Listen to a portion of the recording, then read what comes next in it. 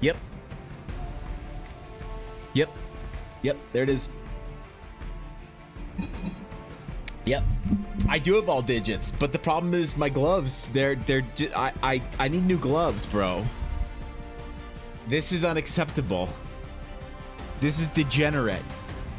This is unbecoming of an artist, okay? It's fine. It's fine. I ain't worried about it. I ain't concerned. Why? Because we're having a great fucking day. I have been up since 4:30 a.m. and I've been having a day. Dude. I've been having a day. I'm so productive today. You have no idea.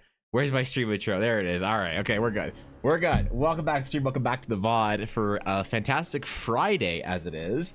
I went to bed early yesterday, super early. I was feeling really tired, and I woke up eyes open at 4:30. I was like, I'm doing it. I'm doing the day. So I've been up for a while. Had a productive cardio. Took the dog for a walk. Spent a couple of hours doing work. A little commission work on a little wizard boy.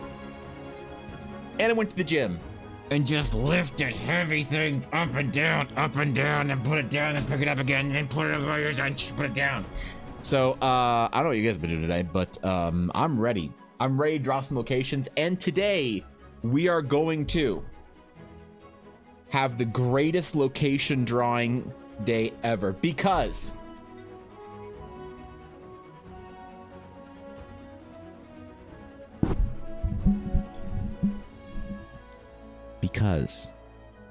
today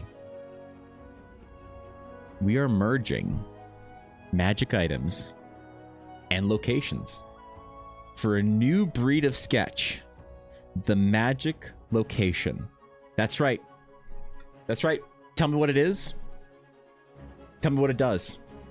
Tell me what the magical effect is. All right. Places of great power. Fonts of unique energy. Conduits for ancient forces.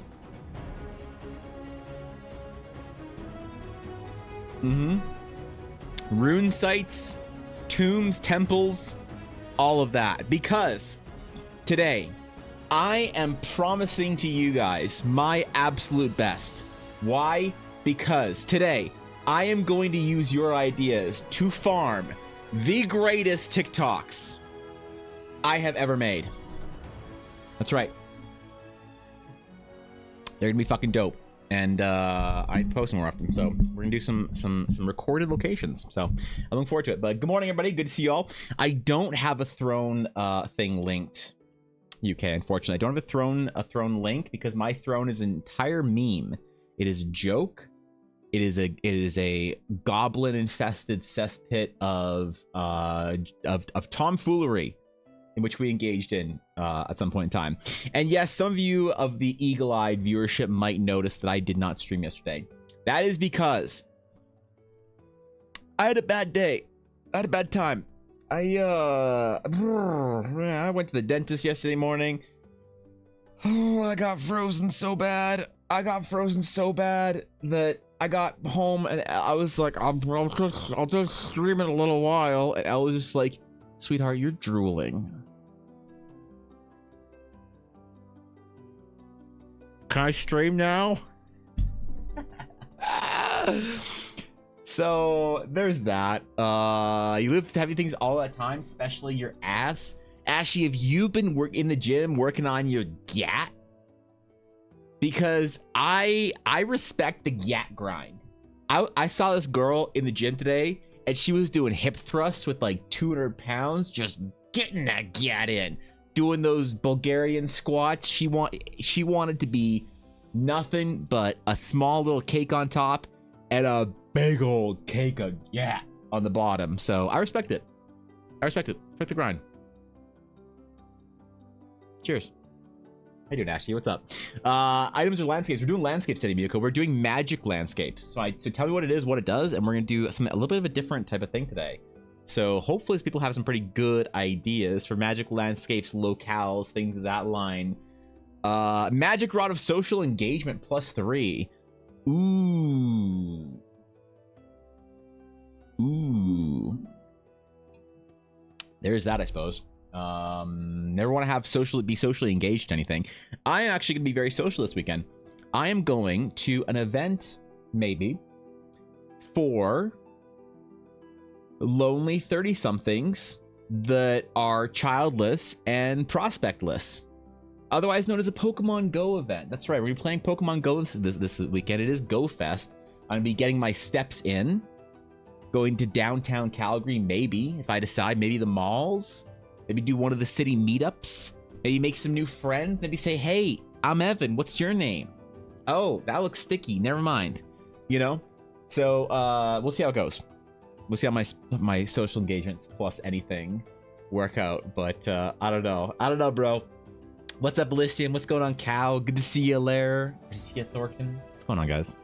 Good to see all of y'all. So yes, I went to bed super early last night. I think because I was like exhausted. Apparently, I guess when you get a lot of like anesthetic freezing or whatever in your body, it makes you tired and kind of worn down. So yeah, I just kind of went to bed early last night, like super early, like 9 something, and then was ready at 4 something a.m. I thought about just fucking with all the EU viewers and going live at like 4:45 a.m. and just treating it like a totally normal casual stream and just not addressing the time or anything, you know. But I don't think anyone would be home because I don't know what time was it. Like it's like what, 5 o'clock in relevant Europe right now, about 5 p.m. So that would have been like what, like 1 or 2 p.m. That would have been weird. Yeah, I don't know, that'd be weird. Although I did hear from a streamer that apparently that's the best time to stream. Apparently that if you want to grow on Twitch, the best time to stream is at like 1 p.m. EU.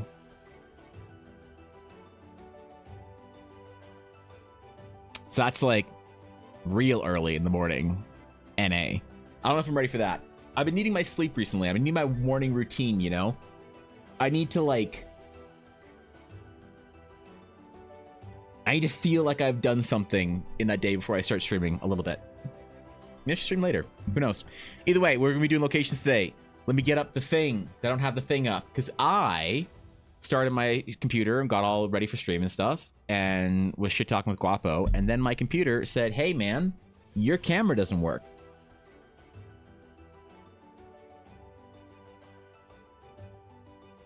Excuse me? Yeah, bro. Your camera doesn't exist.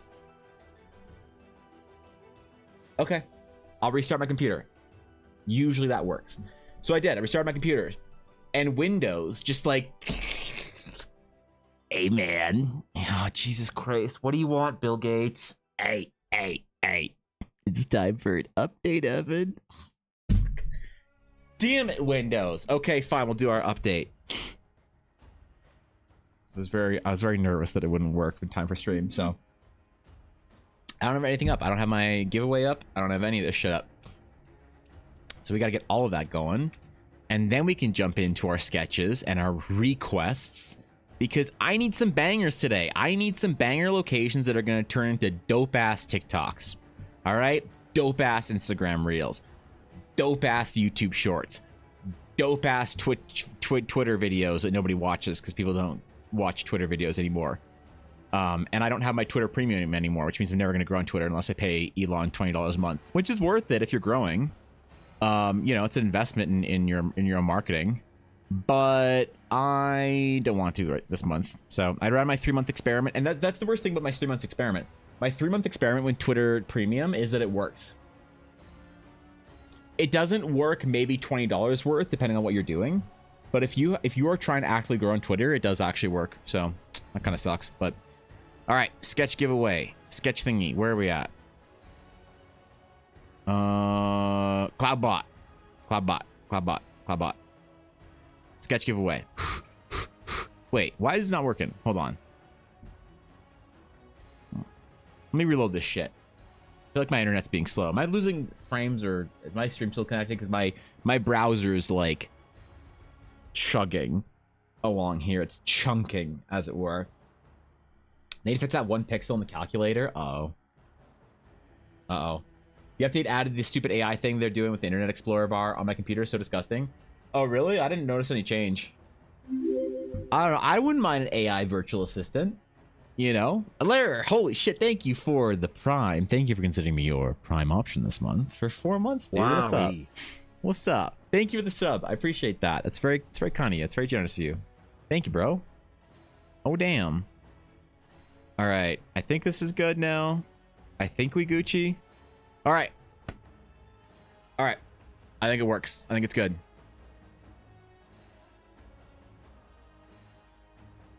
Make sure. Hold. Hold, chat. Hold. Hold. Hold.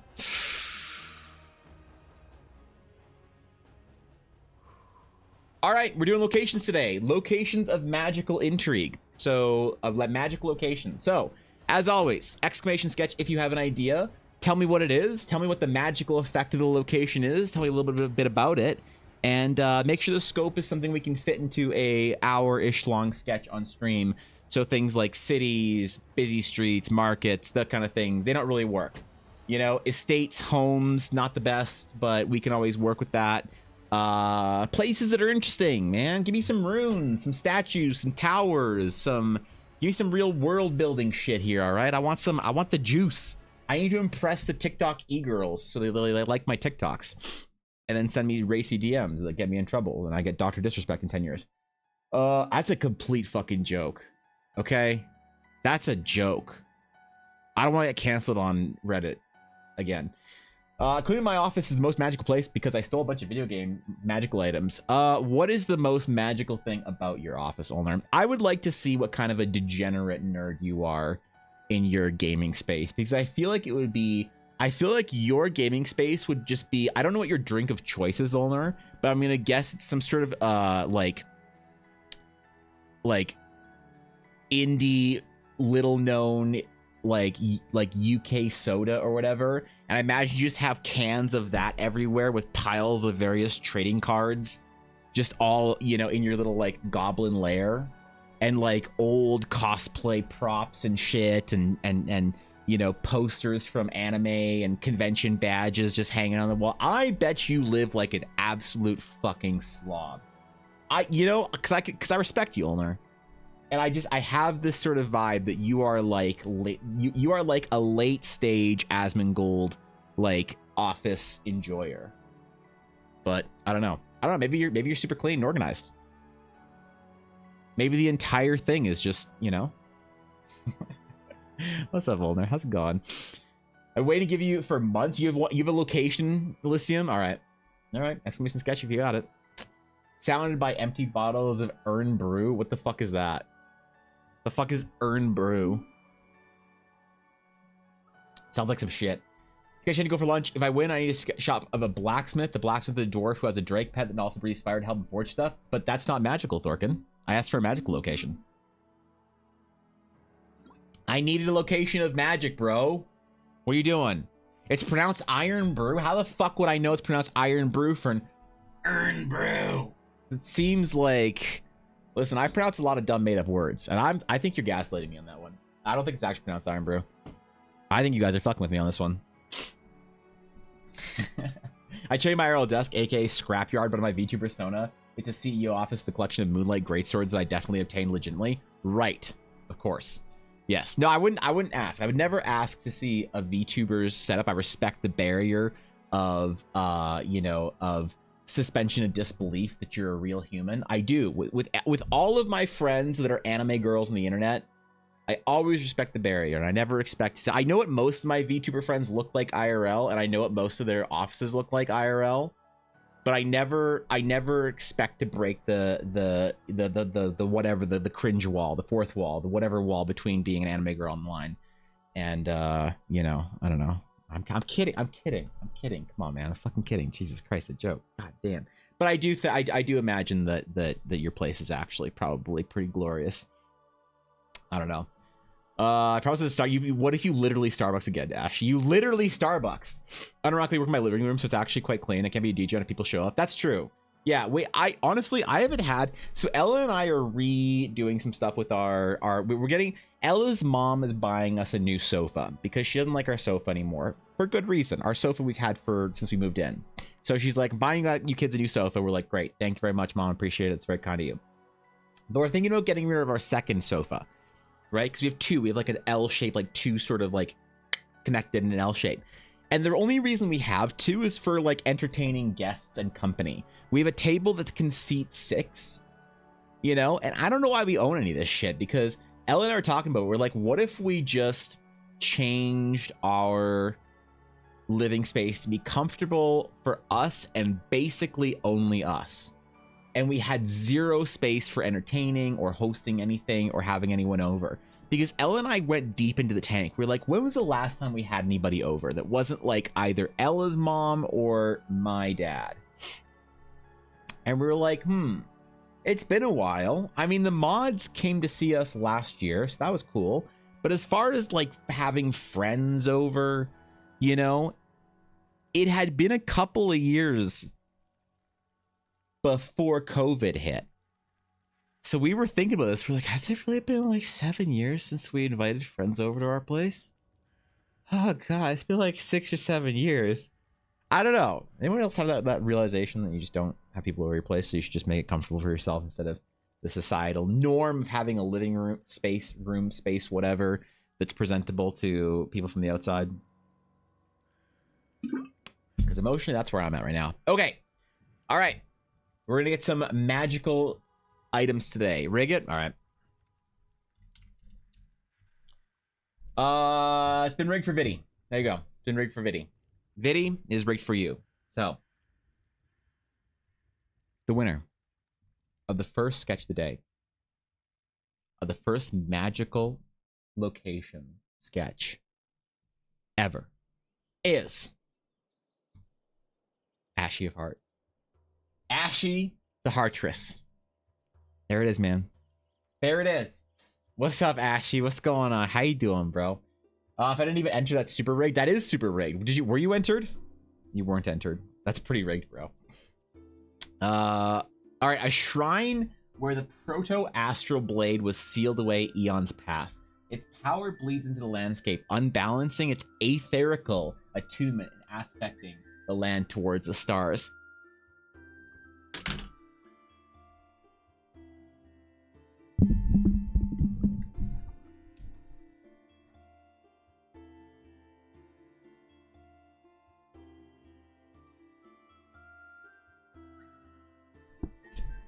That's the coolest fucking idea anyone's ever dropped on a Friday.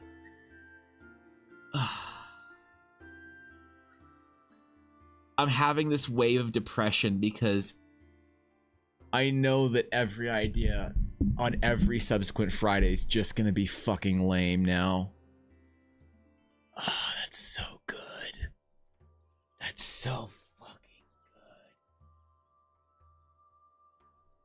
Oh, yeah. Okay, we're doing that. We're doing that. Uh-oh. Did I accidentally pick a second one? All right. Well, now you're officially rigged for the next one, Lara. So congratulations.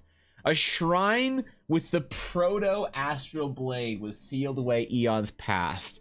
Its power bleeds into the landscape, unbalancing its aetherical attunement and aspecting the land towards the stars. That's so fucking good. You have no idea. That's so good. Oh, God. Okay. All right. All right, Ashy. All right. Listen, Larry, you never know. All you gotta do is be here every single Friday ever, and then you win like 45 sketches. Just ask Blaze. What's up, Rogers? What's going on, dude? It was so intense that you add another winner. Yeah, it was very intense. I just dropped my pen on the keyboard and it auto-selected or whatever. There must be a hotkey for select winner or something in there. I also think I need a new keyboard soon, which sucks because I need new keycaps at the very least. I need new keycaps. You know how I'm a gamer? Because look at this shit. Look at my WASD. Oh, look at how worn down the WASD keys are. And I don't even play games anymore.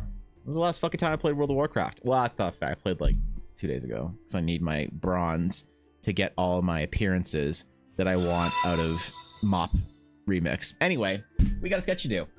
Dust your grotty ass keyboard. I need to. You're right. It's pretty gross. I usually do it once a month. I forgot it last month. So this is a 2 month since cleaning keyboard right now. Yep. Yep. Keyboards, you say. Thank you for the follow. I appreciate it. Pool Talk Rogers. I probably didn't say that right, but thank you for the follow, dude. Appreciate it. Can I send you one of my custom keyboards? They're like $600 to $1,000 each. Jesus. Well, the thing is, I love custom keyboards. I think they're so fucking cool. This is the keyboard I need because of look at how thin it is. And the problem is I need a thin wireless keyboard. So if it's not wireless and not thin, I can't actually use it. It has to be this because I need to move my keyboard around my desk depending on how if I'm like how my setup is set up, right? I actually have to change my desk setup between art and or streaming and gaming and or writing. So I need a wireless keyboard like that for one. And then also it needs to be low profile because I actually very poorly ergonomically have my hand up. Like my hand has to rest up on my desk. Right? I'd have my rest up on my desk. So I need as low profile as possible to not give myself fucking wrist pain. But fuck, I love custom keyboards. They're so cool, dude. Whenever I see any of my e-girlfriends get a cutesy, like, fucking Ghibli bullshit keyboard, I'm always so jealous that I wasn't born an e-girl. Here I am. Just a fucking dude. I said it right? Oh, okay, alright. Fuck. Sick. Okay, well, thank you for the follow again, dude. I appreciate it. What's up, Steve? I can send you my keyboard resume. Alright. Just get bigger muscles? Oh my god.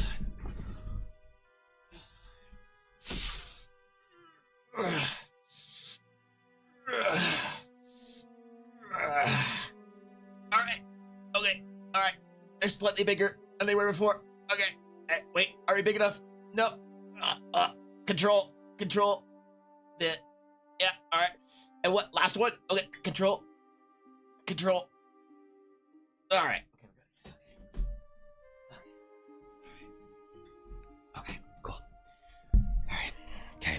There you go. I have decimal millimeter large muscles since you said that message. Get fucking wrecked. That's right. Blazers mods, what is the paragraphing keyboard command? It is essaying, I believe. It is essaying. All right. This is going to be good. I'm really excited about this one. Wait, isn't it essaying?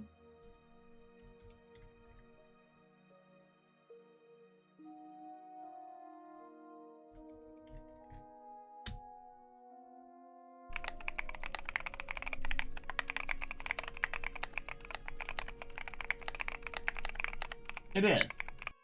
Okay, there we go. Okay. All right, Ashy would like a sword. A sword of heart. For Ashy of heart.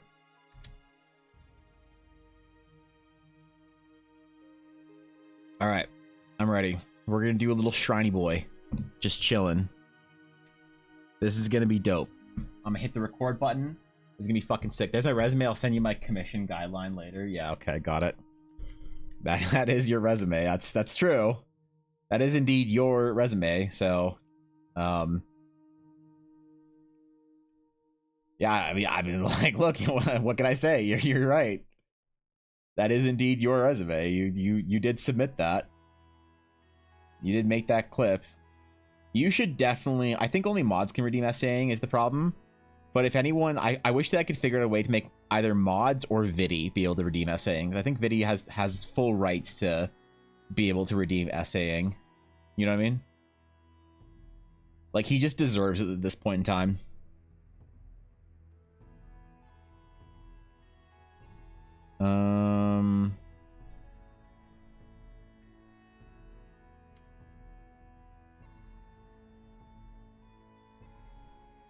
All right. We're gonna draw a little sword for Ashy.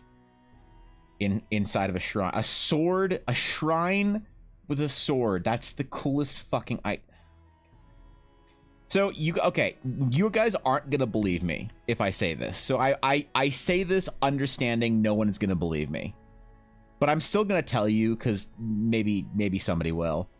I actually was thinking of like cool like ideas for like really cool like locations for TikToks, and honestly, some sort of a weapon like of legacy placed in its like an altar or a shrine or something was unironically at the top of that list. Absolutely unironically. You understand why this is such a monumental redeem then, right, Bayashi? You understand now, I hope, why I had such an emotional reaction. And also, just this morning, I was talking to Ella in the car on the way back from the gym about how much I love Ashy, like unironically, because I was talking about having like peers around me that I could talk to about like ambitious ideas and stuff, and I was like, she was like, well, like, do you have anybody that you can like run ideas by like that you want to, if you have like a new stream idea or whatever, that like understands sort of like the scope and vision of an ambitious idea? And I was like, probably Ashy. Unironically, probably Ashy is the most ambitious streamer friend of mine that I have, and that's one of the reasons why I feel like I can share those kind of dumb ideas and those pie in the sky whatever sort of concepts. So it all worked out, man. Like fate today is favoring me. There is some sort of force guiding the first project today, unironically. But here we are. Here we are. Mods or VIPs easy. Can you make it so it is also VIPs? I don't think. Wait, is that possible? Can you change the command? Whenever Blaze gets here, somebody ask him if he can change the command to have it be mods and or VIPs. Because that's a great way of allowing for a command to be like universally allowed without it getting fucking cringe. Because you know that if you leave it, it's not like I don't trust anyone who's in here right now to just abuse the command, but you can't have it be unlocked for everyone. Otherwise, you're going to have somebody who's like brand new first chat is like exclamation essaying, and they think it's funny, so they do it 8 times and then they get banned. Right? When they normally would have been like a lovely, you know, member of the community, chatter, whatever. They just get auto banned after 3 days because what the mods are like, man, fuck this. You know? Right? Like, that's the problem. And then if I had enough VIP badges, I'd VIP everyone. But the problem is having too many VIPs or too many badges sometimes intimidates brand new chatters, and I don't want to do that. Makes them feel like they can't sort of like join in on the conversation because they're not part of like a club. Which is one of the reasons why I actually did the great VIP badge purge of 2023. Also because people were whining about it. They're like, bro, I gifted you like 5 subs. How many subs I got to gift to get a VIP badge? I'm like, wait, that's not how it works. Wait, that's not how it works. I could lock VIP badges behind commissions. And then through a roundabout way have a toxic VIP badge meta being literally pay to win. There's always that too. I was gonna say a throne of thorns where a lake of weapons of nature resides. For someone to get the sword, they could sit in the painful throne. Well, maybe you'll get it. Maybe you'll get the next one. Yeah, what do you mean, bro? That reminds me, my monthly VIP dues capper. You can't say that. You can't joke about that. Twitch is gonna come in here. I'm gonna get some Twitch staff in my chat and they're gonna be like, hey, what's going on here? Hey, you can't make that joke. I'm gonna get in trouble. Actually, they'd probably allow it, wouldn't they? They'd be like, ah, fuck, man, engagement's down. If people are gonna sell VIP badges for bits and we get a cut of it. Ooh, yeah, sure, bro. Yeah, that's fine. Yeah, oof, I don't know, man. Go for it. That's fine, bro. Probably safe for me because I joined late and missed what commands even is. It's a command to make fun of people that type too much in chat, including me. So, you know, there's that too. Thank you, the 500 bits though, Biddy. That's very, very appreciated, man. I sincerely appreciate it. Your generosity is... Wait, we can just pay dues and become VIP? VIP badges are at least... oh, man. VIP badges in this streams are expensive, Steve. They're expensive, bro. Like, Viddy's memeing, but like, what kind of crumb do you got, Viddy? What's your biggest crumb? Diamond? I was gonna make a joke about how Ruby's the biggest crumb. Oh, no, you got Emerald. Okay. Yeah, alright, there you go. Yeah, I mean, look. Bro, once you got an Emerald crumb, you can have whatever fucking badge you want. It's fine. Yeah, man, it's all good. It's Gucci, bro. You can be invited to any games you want, man. Any playtests. Oh, yeah, when you microtrans that hard, when you support the stream at that level, you can have whatever the fuck you want, man. You want a VIP badge? Diamond crumb? There you go. Hey. Is that allowed on Twitch for you to sell your VIP for bits badges? Probably not. Is it against TOS? Likely. Is it funny and worth taking a 3-day ban on? Probably. Probably. Put a cap on there to hold in court. Yeah, thanks, bro. Thanks for that one. Appreciate it. Thanks for looking out for me, Viddy.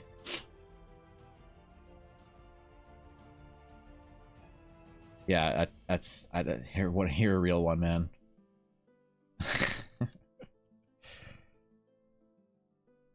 I will say, on average, the VIPs are funnier than the mods.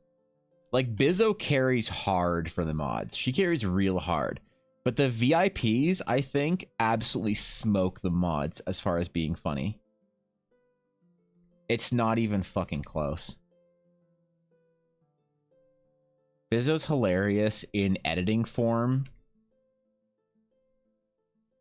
What other mods funny?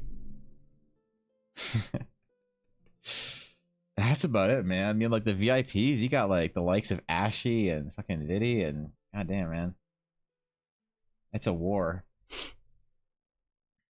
I'm like 21,600 bits from Diamond. I didn't even know this existed, which is why I guess why I shouldn't be VIP. No, VIP badges are mostly a meme. Like I'm basically memeing about all this. VIP badges are basically only a meme. They don't mean anything. They don't get you anything. They're just a dumb little diamond that you get for having done a stupid thing someday. And I thought it'd be funny to be like, VIP that guy.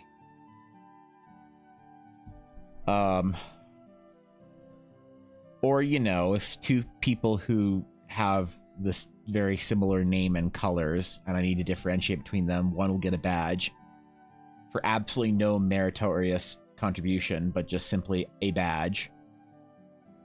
And I can't mod them, unfortunately, because mods have a lot of power in my Discord. You can't have just people running around with the mod badge.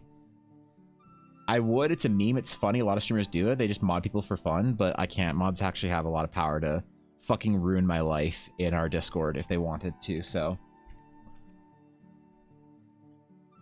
I can't be throwing the mod badge because someone has a good one. You know what I mean? I have to be a discerning gentleman of sorts when it comes to keeping the mod badges limited. It also just looks really bad, I think, if you have a ton of mods in chat. It's, like, again, intimidating for first-time chatters. If you jump into a stream and you see that the only people who've been talking for the last 20 minutes are mods, it can make you feel a little like, oh, there must be like a little like inside club thingy here. And I get that because I feel that way sometimes. Didn't see that one coming, did Jesus. you? Fuck. Damn it. Damn it. Damn it. Ah. Thank you, Viddy. Thank you for the 1,700 bits. I don't know what that's for, but thanks for the hype train, bro.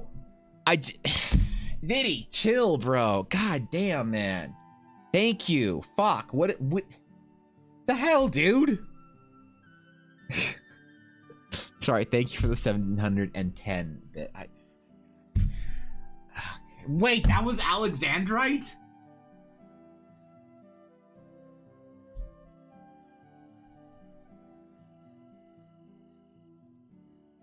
Holy shit. Hypertrain fuel. one of only, I think, 5 or 6 to have earned the Alexandrite crumb. Holy fuck. Diddy. What the hell, bro? Thank you for the 100 bits, by luck. Didn't see that one coming, did you? I just wanted to get second. What? Why?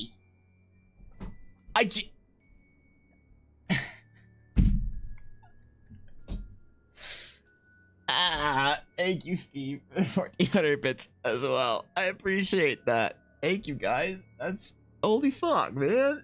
Thanks, guys. That's a big ass hype train. Holy shit, I haven't seen a level 3 hype train in a long time.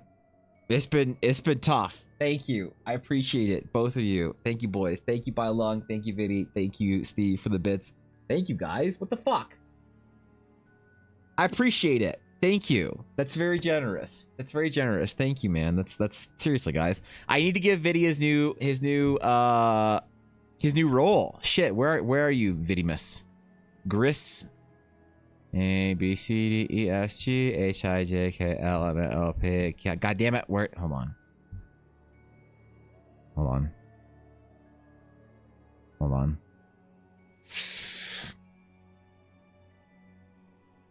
Wait, what? Oh, wait. That's okay. I can't do it like that. I gotta go. Okay. I gotta scroll. Gris. There we go.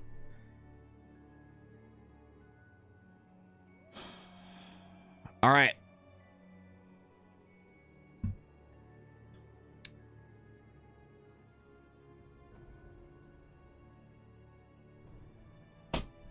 Viddy. Few have gone so far as to earn silver crumb. Thank you, Steve. Congratulations on your silver crumb. Thank you, man. Few Viddy have earned the golden crumb. Fewer have earned the diamond. Hi chat, this is B Ryan. I just wanted to gain sentience for a bit to thank Vitty for the bitties. Yes, I'm really trying to rhyme. Thank you for noticing. You can't thank somebody else for the bits with your own TTS, Garthen. Thank you for the prime. Thank you for sending me our prime option. I appreciate it, okay? Thank you, dude. In the 41 months. But you can't start a toxic meta of thanking people for their contribution via TTSing. That's gonna get me canceled. Viddy. Few of yet have earned any of the absurd crumbs. But you, my friend, have earned the Arcane Alexandrite crumb. With your contribution, you've single-handedly kept this stream alive for at least a month or two now. You have earned, in my opinion, one of the 2 best crumbs in which you can use in chat. With that, the IRL crumb award for Alexandrite. Even though you don't have any of the others yet, there'll be an opportunity in 2 weeks. 2 weeks, I think.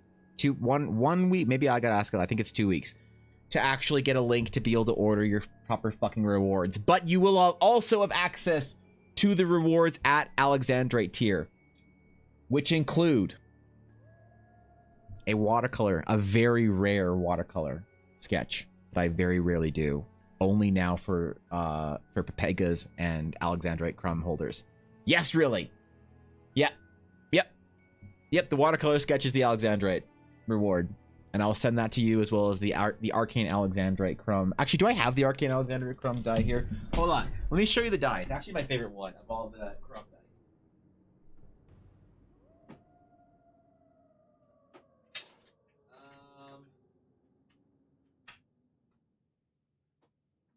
I don't know if I have it accessible.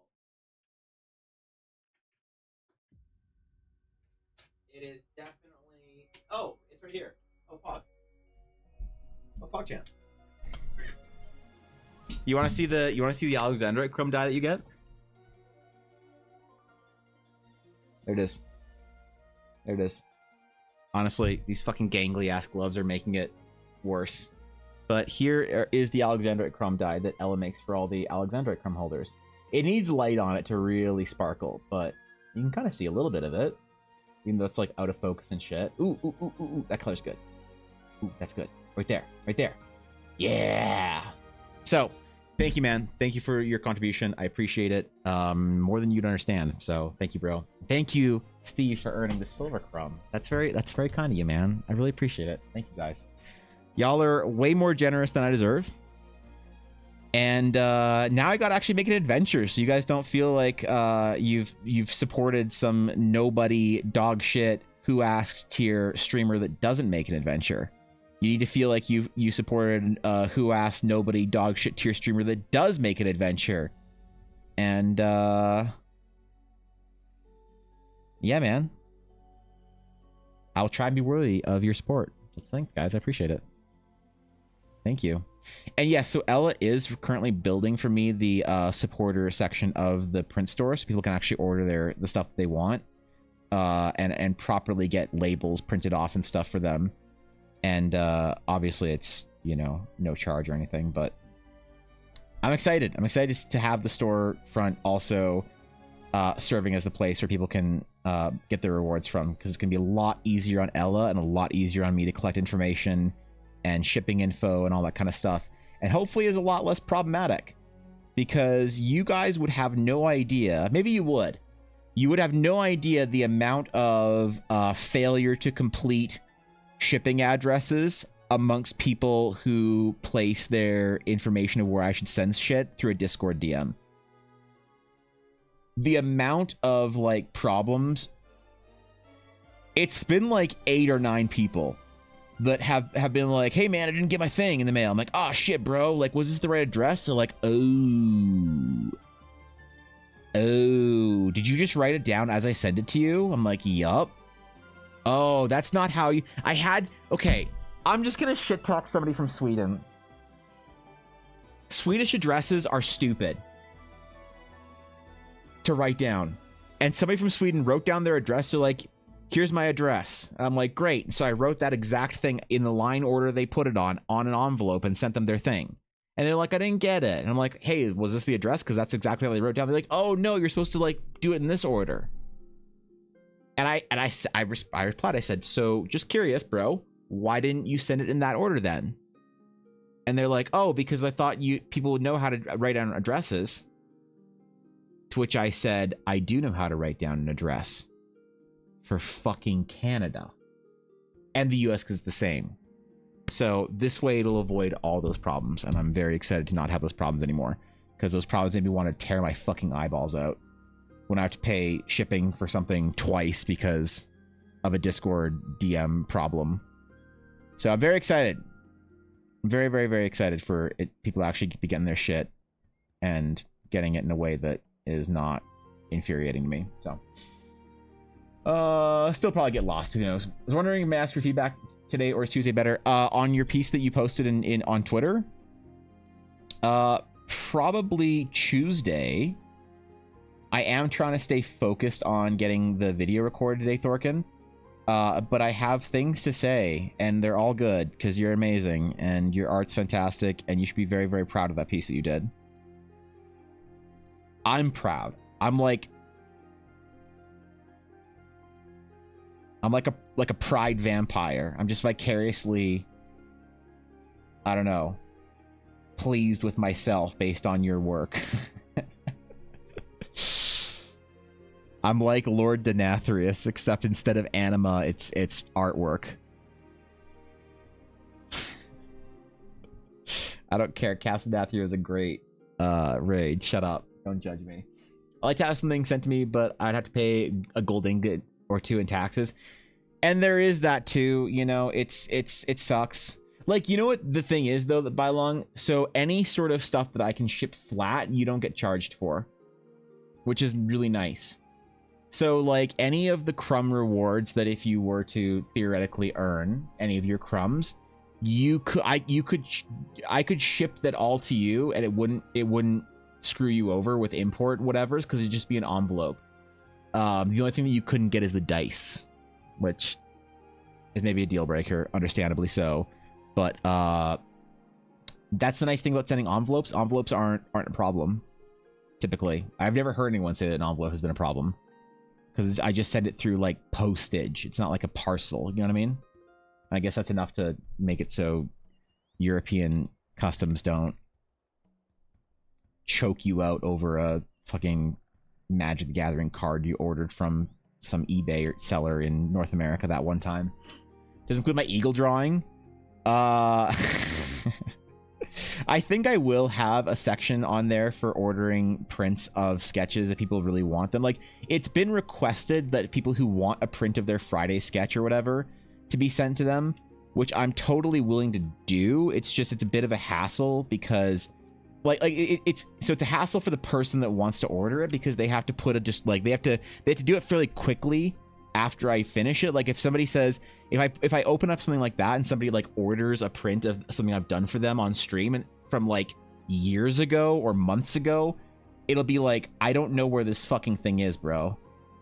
Your eagle sketch I do, well, your howler a monkey sketch more so than the eagle sketch. I do remember that and I do have it, but I think that I'm just more hypothesizing around issues that would pop up with that as having it be an option for people ordering prints.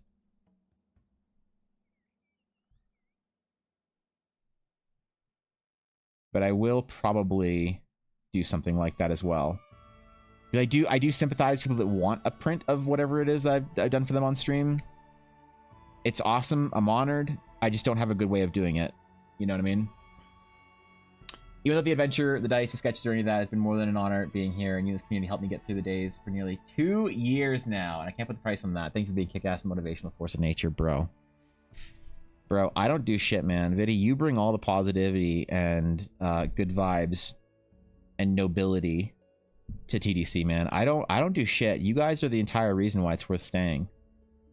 You guys are the reason why it's worth going live every day, why it's worth coming here and talking shit and being dumb nerds and whatever. I don't honestly have much to do with it, I don't think. I think sometimes you guys give me too much credit for being a force behind it. I'm just happy to be along the ride with the rest of y'all. So, thanks for being a part of it, man. I really mean it. There's a lot of places people can spend their time, and I always respect and understand that. There's a lot of podcasts you could be watching, videos you could be watching, things you could be listening to. You know what I mean? And I'm just sort of like honored that anybody chooses to spend any part of their day here. Like, really, that's such a crazy thing for me to try and unpack. To be worthy of that time is kind of incredible. You know what I mean? Coffee is now coffee too. There are. Let's see if anyone ordered a coffee sketch. Let's see. Let's see, Thorkin. Let's see how many sketch orders I have since I created my coffee and never actually promoted it anywhere. Let's see. All right. So apparently I need to actually post this on Twitter or Discord to get orders. Ah, shit. I thought you just made it and people put it. Ah, damn it. You mean you actually have to try? Ah, shit. Okay. Well, no biggie. No biggie. I will be making that available at some point in time. Right now, it's just the framework set up. You can order something if you want, like a sketch for stream, a magic item or location, but I haven't done portraits or anything on there, but I'm going to be adding some shit, so it'll be Pog Champion. Just become a huge D&D creator and have a German outlet easy? I would, man. I would. And honestly, one of the reasons why I'm going with the new merch provider for like dumb t-shirts and shit that we have for events and garbage is because they have some favorable like European distribution, which is important to me because I have tens of European viewers. God. Do you have any new character commissions? Love your art. I do, Geese. I do character commissions. Yep. This one that we were working on this week, which is, where's DJ at? This is a commission we're working on right now for Kitty Guitarra. We're doing, this week we've been working on this DJ and I'm working on a painting for Guapo. So I do take commissions, my friend. Indeed. And I love it. It's one of my favorite things to do. I'm currently booking into late August, though, if you have anything you would like done. Just be aware. I always like to say that up front because sometimes people get really offended when they're like, you said you do commissions, Evan, and then they like send me a message and it's like, oh yeah, I can get to you like that project in like a month or two. And they're like, oh, when you said you did commissions, I thought you meant you had like, you did commissions, not like you would. I feel really bad. So it is a little funny, but I gotta be real about it.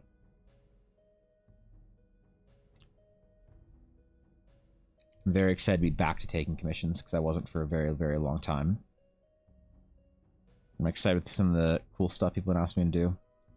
Doing a painting for Jacob. It's all a thing. Might hit you up when I played my first D&D character, and then I'd have to get them drawn, of course. Yeah, for sure, dude. D&D characters are honestly my favorite thing to do for people. Aside from like world building stuff. I adore when people ask me to do world building sketches for them. When they're like, hey, I've got like these world envelope articles I need some sketches for. It's like, that's probably one of my favorite things to do. Because they're fun projects. They don't cost too much. They're like, you know, pretty quick and easy to do for me, pretty quick and easy to do for them. It's just like fun world building shit. And I love being a part of somebody's D&D adventure, whether it's their character or their world, you know. It's always cool to me. Because like when you work for like a big studio, sometimes the art you make doesn't really matter. Like it sucks to say that, and like I'm sure artists that work for big studios might disagree with me, and I respect that. But I think that a lot of times when you're like even like a junior artist, when you're not a senior, and you're doing work, you know, sometimes it's like, well, the art director needs this, so everybody's going to do different designs for that. And it's fun that your stuff is like you're part of the team and whatever, and you're doing art for a big project. I do love that about working in studios.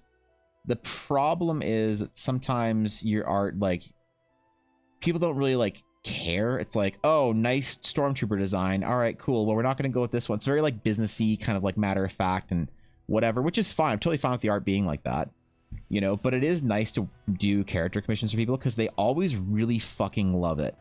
And it's fun to work for somebody who's super, super happy and invested to get whatever a piece of art is that you're doing. It's like very rewarding to do commissions for people for the D&D characters because they really want it. It's not just like it's not like you're just doing like art for, you know, villain concept B in whatever game it is.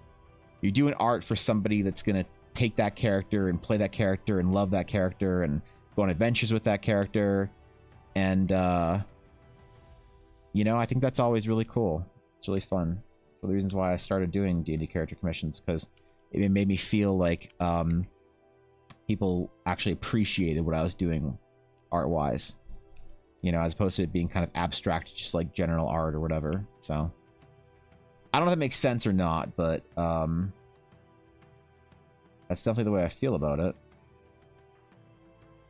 Even if it's silly or dumb. Which it can be both. It can be silly and dumb and also reasonable. Like more D&D game. Yeah, you do need more D&D games, Ashy. What are you doing? Is D&D having a resurgence? Because people weren't playing D&D for a while. Have you guys found that? Are people playing D&D again?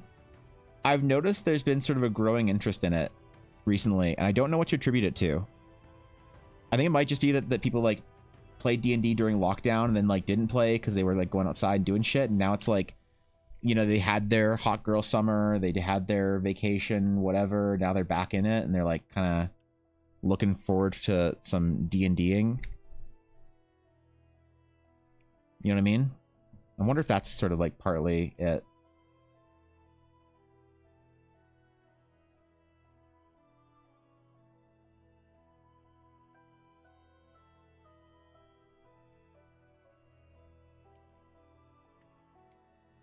All right.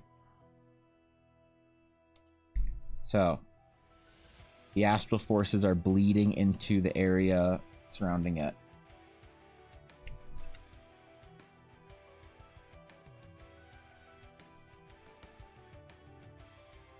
With power draining out from it.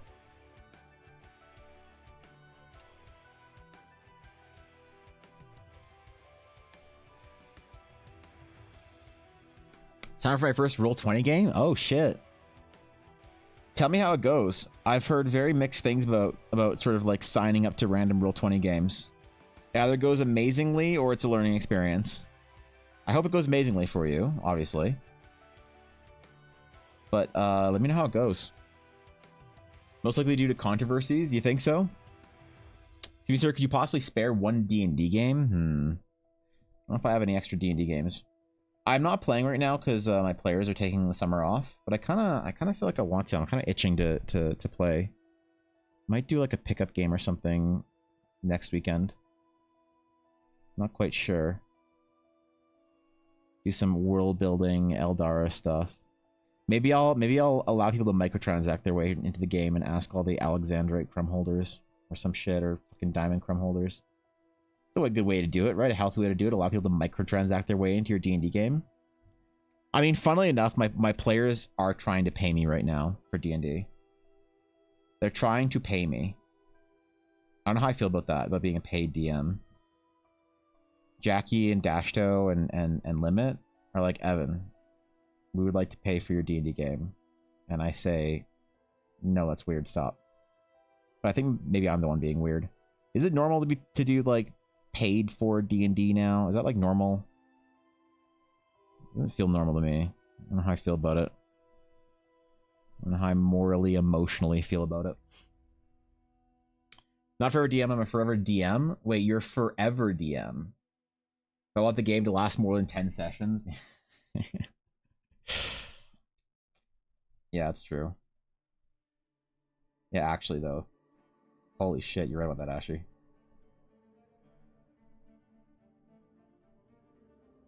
Yeah, wait. I think you're right about that.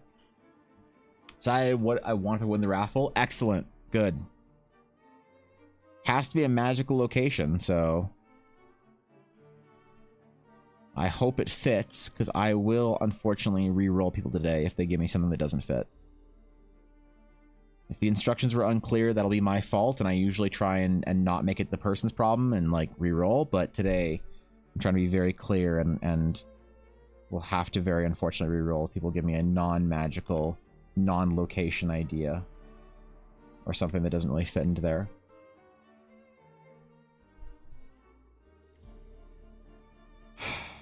Okay.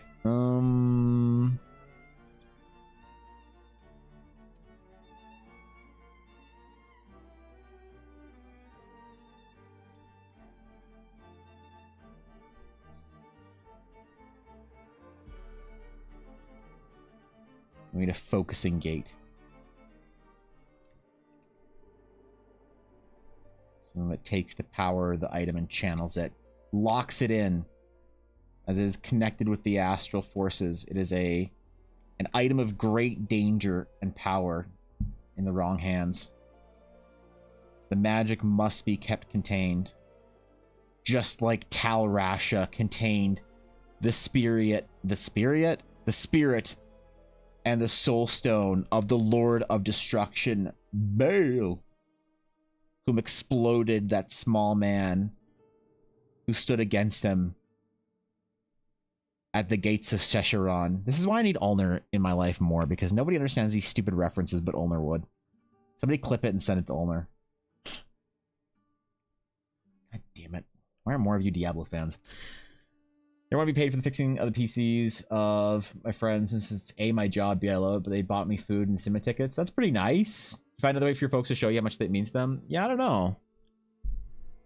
Oh, Ulner did get it. Okay, never mind. Sick. Right? Speaking of power containment, Ulner, you get me. You get me. You remember when Marius he just took the soul stone out, man? Yeah, fucking Marius. What a silly little guy, man. He just yoinks that soul stone and gets fooled.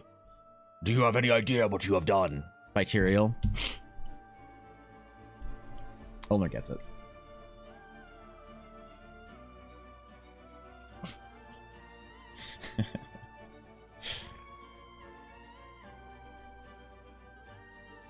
Meanwhile, everyone who's under the age of 38 has no fucking clue what game I'm talking about. They remember their older brother playing Diablo 2 in 2001. Besides that, they have no idea.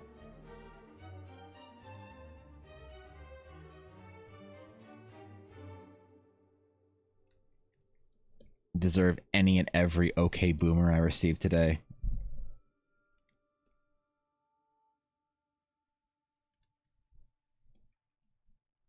That's fine. I'll eat it like a man, like a champion. Just a little yoinky on the soulstone, gimme gimme. Hey man. If you saw a soulstone on an ancient mummified Herodrum, what would you do?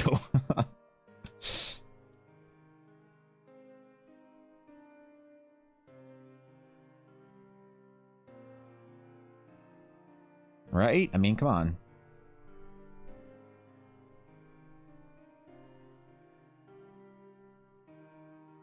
Not every day you find a free soulstone.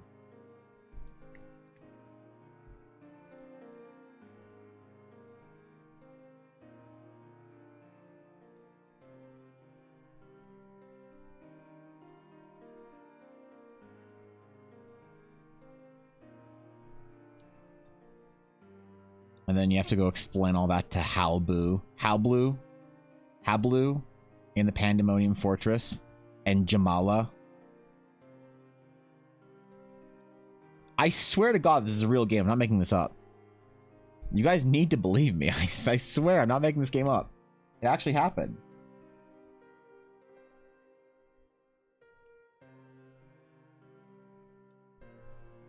I didn't just pull a game concept out of my ass. Well, I did, but I called it the Realms of Eldara. This one actually happened. So. Choose very lost right now. Was before or after Tony Hawk's Pro Skater 2? I don't know. Let's find out. Tony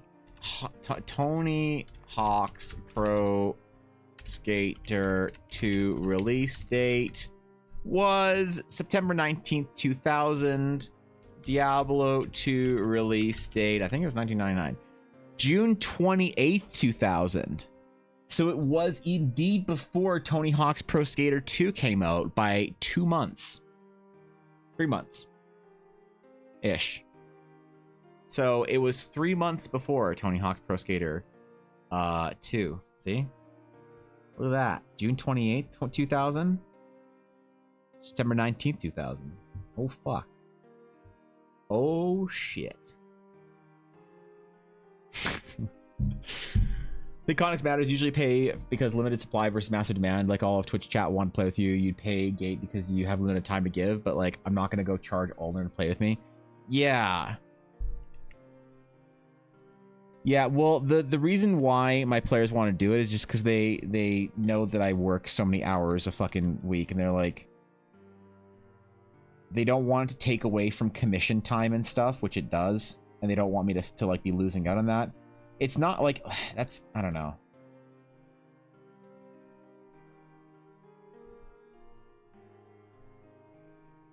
I just feel weird about it, right? Feels fucking weird. Leave me alone. Allow me to feel strange.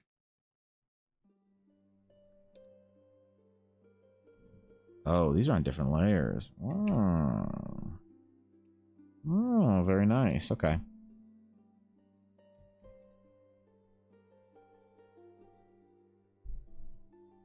There we go. Perfect. Actually, I'm going to make this all astrally for you. I'm going to make this as Pog Champion as I can. Seas of Beckoning. Thank you for the follow. Appreciate it. What's up? How you doing? Thank you, dude. This seems literally, hey, you should totally take the funny looking rock. It'd be so funny. It actually is, though, isn't it? God, what a great series of cinematics. I fucking love the cinematic where Marius realizes that he just gave the Soul Stone to Bale. He thinks he's Tyrael. What an unfortunate character that never got redeemed. Poor Marius. He's this guy that basically just fucked everything up. He didn't mean to, but he just consistently messed everything up for everyone.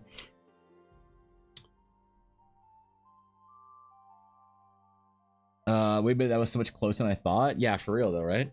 She lies. She charges me via making me do this thing called uppies and compliments / praise. Uh-oh.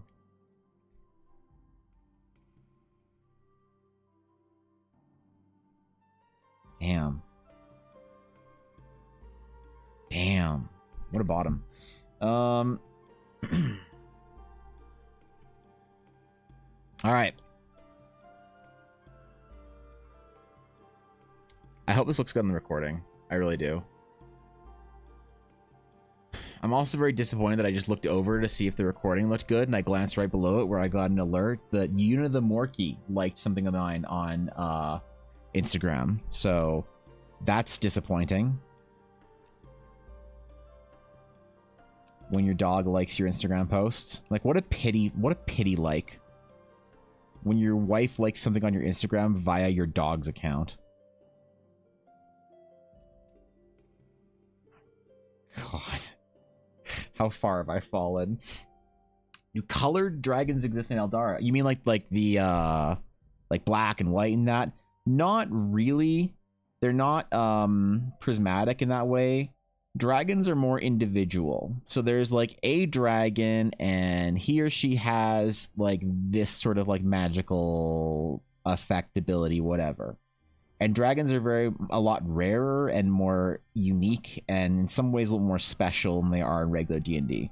I think that dragons is one of the biggest things that you can do wrong with dragons is make them a common occurrence. Unless you have some sort of like, I'll say the one way that like I'll give World of Warcraft credit for doing this without like doing this properly is they made two sort of tiers of dragons. You can be a dragon. You can just be a little dragon just wandering around dragoning things. Or you can be a dragon aspect like Alexstrasza, Neltharion, Malagos. These are all aspects. And these are big FU dragon, apex predator, villain, whatever, good guy dragons, you know? And so I think that you need that with dragons. You need to treat them with a certain amount of respect. And so I don't really love the idea of just like, oh, in my adventure, I casually happen upon a brass dragon. I wonder what it looks like on the inside. Let's get my sword and find out. You know? And then you loot it. I think that kind of diminishes, in my opinion, the narrative usefulness of dragons in a way that I don't love. So I treat my dragons as vastly more unique and important creatures, and I try and use for creatures that are sort of dragon-like, that functions kind of like dragons, but aren't dragons. I use drakes. I call them drakes. And I don't really care what the classical, like, oh, but a drake is this kind of dragon. No, screw you. 4 legs, two wings, isn't a dragon, is far smaller. That's a drake. I'm using that terminology. Some D&D nerd cites some ancient fucking Reddit post about how, like, if it has this, it's not, it's a wyvern, it's a drake, it's a this, it's a slad. I don't care. I don't care about the naming conventions. I'll use the ones that feel right and emphasize things correctly, in my opinion. And that's what I do. Is it the right way of doing it? I don't know. But I'm invested, all right? So the only experience I have with Diablo is an homage reference to it, and It Takes Two. Really? Damn, bro. And Diablo 2 Resurrected is a fantastic game. If you've never played through it and you're craving a bit of an older school RPG, you want to connect with your sort of like old school RPG roots, I think Diablo 2 Resurrected is an incredibly good way to play through Diablo 2. Up-res graphics, good seasons, pretty hardcore community still playing. It's a fantastic way to play through that game and experience it. If you were curious and wondering about Diablo history of dark fantasy in video games and the quintessential dark fantasy video game, before Dark Souls, before any of them tried to be original in dark fantasy, Diablo was doing it. And I guarantee you Diablo, pick your favorite dark fantasy game, your favorite Souls, your favorite whatever game, I guarantee you the creators of those games have an affinity and affection for Diablo, specifically Diablo 2. But some are old enough for Diablo 1 as well. Diablo 1's great. It's just Diablo 2 I think is... I think you can skip Diablo 1. I think it's a little hard to play for it's a little dated for like modern gamers, but Diablo 2 Resurrected holds up super well. Plan to use French Wyvern equivalent, the Voivray? Ah, yes. Ah, yes, of course. That's cool. I know there are different like French words for that shit. They're all dragons, like how all canaans are puppers. Is that the way it is? Got it. Okay. Dude, I saw a car driving, or not a car, a fucking Escalade, a giant ass SUV driving by me the other day, and it had 3 Dobermans poking out of the same back window. I swear to God, it looked like fucking Cerberus. It was rad. Holy shit. I want to get 3 Dobermans and have them all poke their head out the window when I drive. What amazing dogs. I love Doberman. My cousin, my old cousin, she's very old, but she's technically my cousin because she's my mom's cousin, used to breed Dobermans, and they were so sweet. I always loved them. And then I became allergic and had to buy a rat instead, so cheers to you now. Names are important for what they evoke and what they communicate. Some levels of common distinction does make sense, Drakes versus Wyvern, but reserving Dragon for Apocalyptic Threat makes sense. Yeah, like I'll accept criticism on that, Ashy, 100%, over like, oh, Evan, you call this a Drake, you call this a Wyvern, you call this a whatever. I'll accept criticism on that and I'll defend it, but I'll listen to the criticism and I think if there's legitimate criticism in there, right? I respect the opinion. I might not agree with it in the way that I'm doing my work, but I'll listen to it and my mind is open. I'm easily like influenced to change here. But for me, I think I'm pretty like you said, I think I'm pretty stuck on the idea of dragons being these just creatures of imposition of whatever force they represent in your world.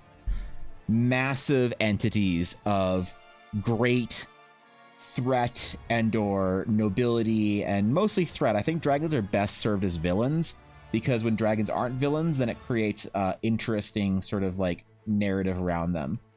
But I think that dragons sort of mythologically are always villains for a reason. They are this apex predator, this absolute monster of chaos and destruction. They are villains in all the highest degree. They're just really cool, so we like to make them like good dragons. And Alex Straz is really hot, so that also helps. But I do like the idea of dragons being kept to be those important creatures, and not throwing the D word around all that often. That's why the people who think like depending on who you ask in Teleria, people will think that dragons are either extinct or not. And like I said, depending on who you ask, they'll think that dragons were just a myth that it can be easily explained as like very large wyvern. You know what I mean? Created lore for a sketch idea. That's cool. I call dinosaurs land dragons because they have similar impact on the land as dragons, and I don't imagine lay people inventing word dinosaur for a modern creature. Yeah, I don't know, because I have dinosaurs in Teleria. Naming them is something I don't know what to call them. You know. I like that. I like land dragon. I'm not going to steal that from you because I think that's interesting. But I don't know what to call mine, you know?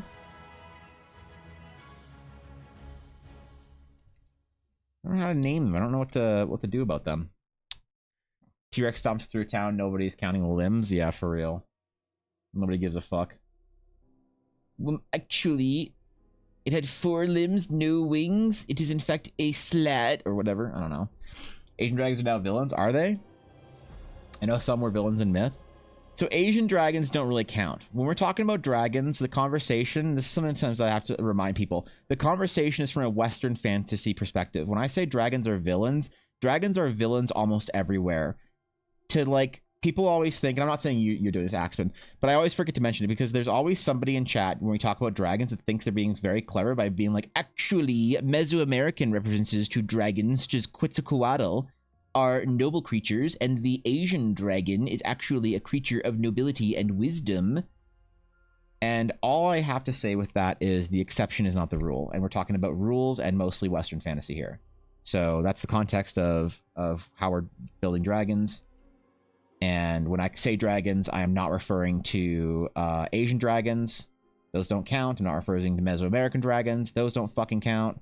I'm only referring to the Western, whatever tradition, European dragon. The Fenrirs, the Gilgamesh epic, whatever, Tiamats, those kind of dragons. Which do often present as serpents, very interestingly. So, but they still have the same vibe behind them. Great video essay I watched on what dragons mean in history, very perception changing. Was it a clip from my stream from 2 years ago where we talk about it for 2 hours and Fishy gets mad at me? Because I'm being inflammatory because she's getting heated about me dismissing Asian dragons altogether, because that was fucking hilarious and we still laugh about that. No, I have talked about dragons ad nauseum in Eldar and how I think they should be treated in fantasy. I think that basically the TLDR of how I think you should treat a dragon in fantasy is Smaug. If you aren't sort of Smaugging your dragons, I think you're doing it wrong. I think you're not using dragons as efficiently as they should be used or can be used as far as the context of myth and what they evoke in people from a storytelling perspective. But I'm very opinionated on that. It's one of the things that I've really found myself focused on and thinking about quite a bit is how to apply certain ideas that are great ideas in fantasy, that aren't derivative, that aren't overused, that aren't self-referential, like the dragon. And I think the dragon is a fantastic use of classic fantasy tropes.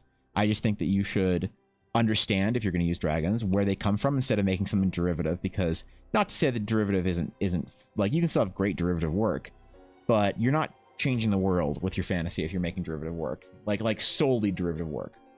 Not that you need to change the world. No one gives a fuck about that.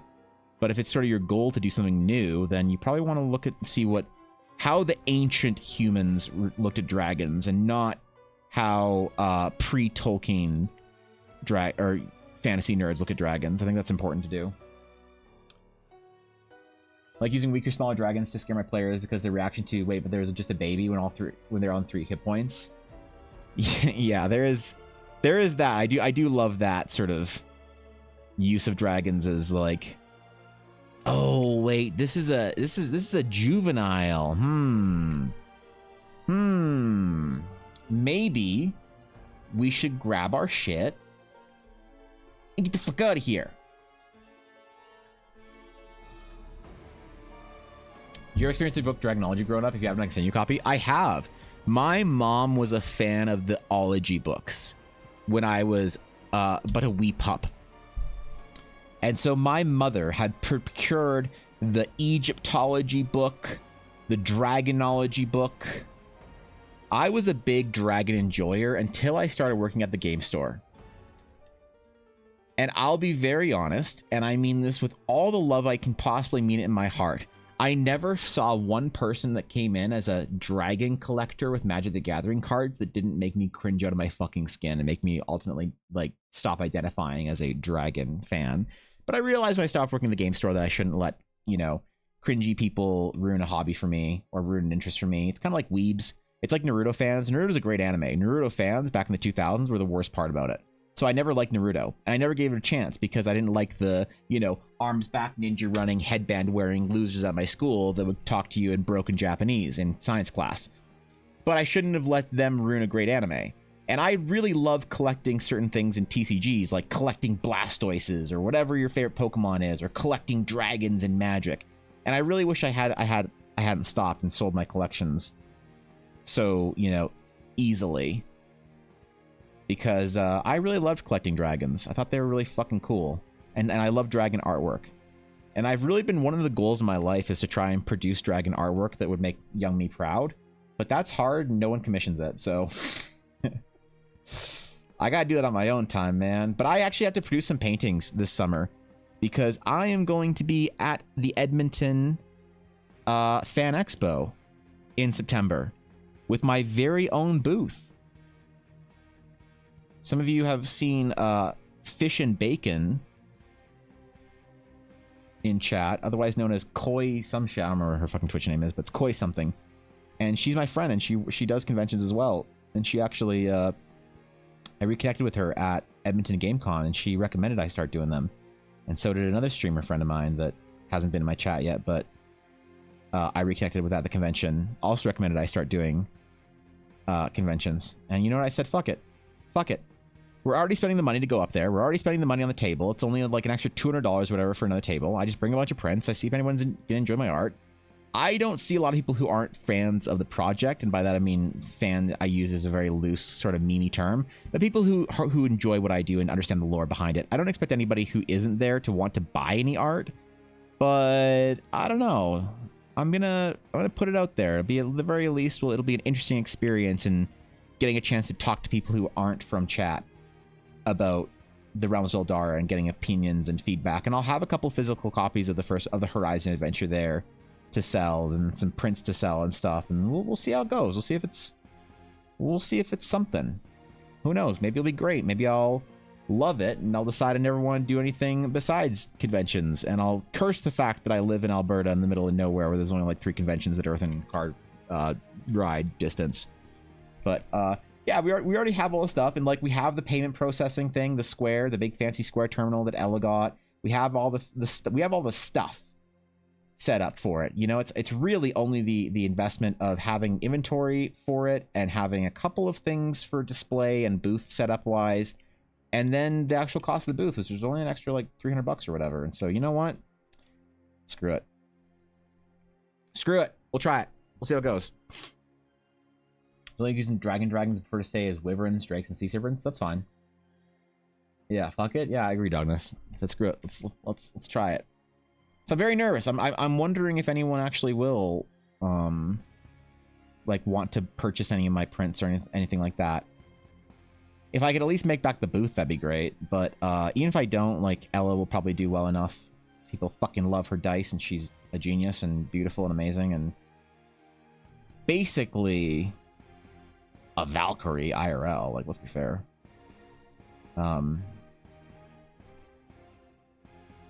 So Atari did fly up to the Calgary Game Con to be the very first person to from stream that I ever met, like outside of stream. So Atari always will hold that special place in my heart. But I wonder if anyone, like, I wonder if I'll actually see anybody if I'm like there in an official EBA capacity. I wonder if I'll see anybody like from Canada or whatever. Because I noticed there's a couple of people from Alberta and BC that I know are stream enjoyers. It'd be very cool to actually, I don't know. It's very cool to meet people from stream or whatever. Not that I would suggest anyone would fly to Edmonton fucking Fan Expo. But just because I'm there. But still, I think it's it'd be cool. It'd be a neat be a neat experience.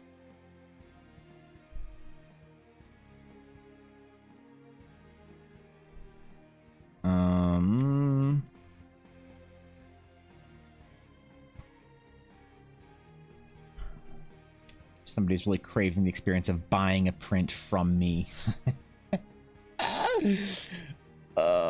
Imagine when I'm relevant. I'm gonna fucking love it. Imagine the day I become relevant. Oh, man. Imagine that day. Oh, it never happens. I need a plane ticket. I got a seat across. That's fair. Yeah, imagine the first time I meet anybody from my European section of Dragon's Claim members. Guapo doesn't count. Guapo's a mod. And let's face it. Really just like a better American. All the bonuses of being a European plus the bonuses of being a Texan. You know? What do you mean rude? You can call me an asshole, Guapo, but I don't hear you saying I'm wrong. Like, I hear a lot of complaints about the morality of me as a person. Oh, you're so rude, Evan. You're such an asshole. What a dick. I don't hear you telling me I'm wrong.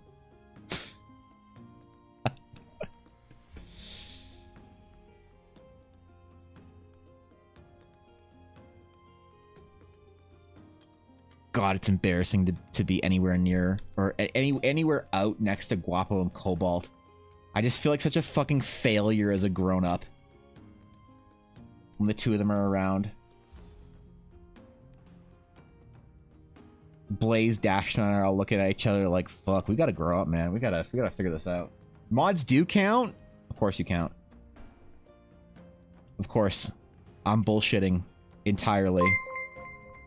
It's amazing. You guys came out. Today's meta of definitely animals and not places in Canada. All right. Sasquatch. Oh, Jesus Christ. Where is it?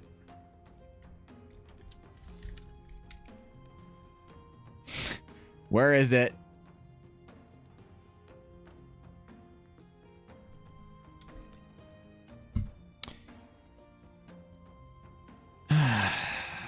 Okay. Sasquatch Provincial Park. The park was established in 1968. It is the present condition. It actually began in 1959 as a 20-hectare inland fjord called Green Point Park, which was expanded into a picnicking area in 1968. Years later, the park has expanded greatly or renamed. It is named after Sasquatch, a Halcomelem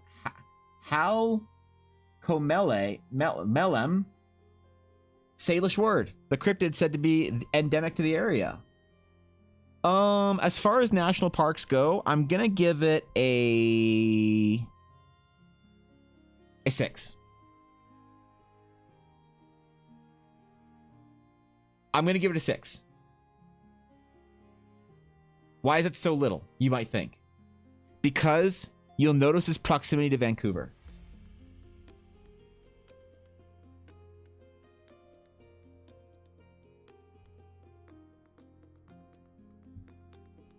All right. Good meta. Thank you very much, Derry. I appreciate it. Thanks, man.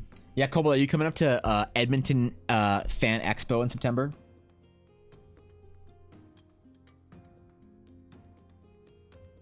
You come up to Fan Expo, you flying up to Edmonton Fan Expo, so you can be my fan at the expo.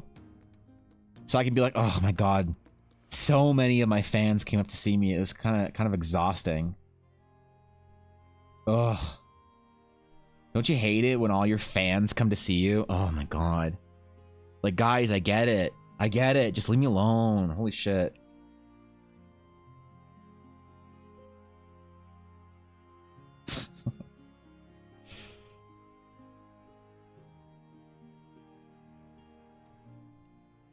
Oh my god, this is so good.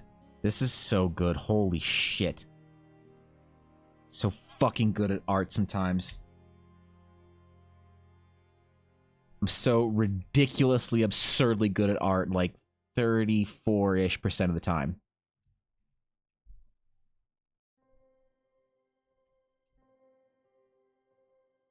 When it hits, it hits. Ooh, that's not the one to do. Okay, alright. Oof. That was what we call an oopsie. Oof. They call a little whoops right there. Just real quick, just one time.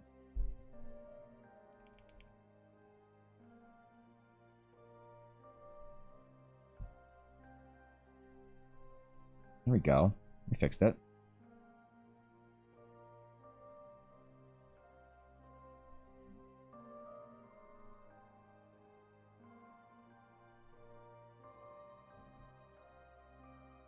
Okay, I thought that was all right. Whatever.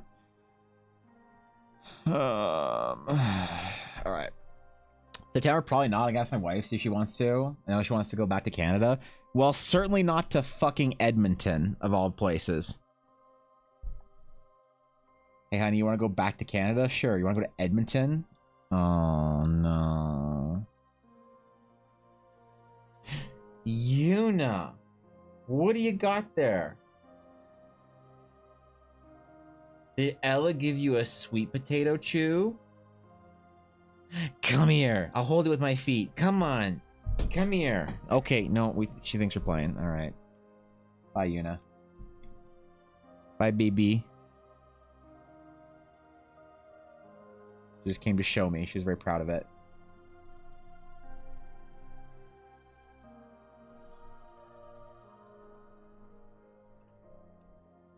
my favorite entire short form video on the internet of the dog with the hot dog.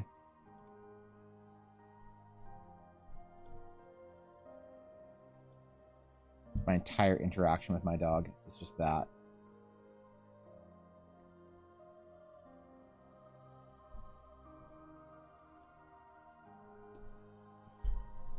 Also province of Sasquatch Town. You mean Saskatchewan?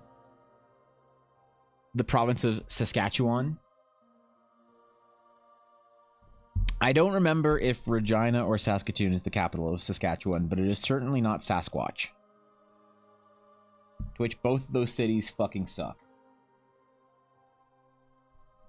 Ella has family in Saskatchewan, and we were invited to go to a family gathering, but Ella inconveniently just had surgery, so we can't go to Saskatchewan. And you know what? As much as I'd love to go see Ella's family, and I miss them, it is kind of funny how long I've been able to avoid actually going to Saskatchewan. I've never been.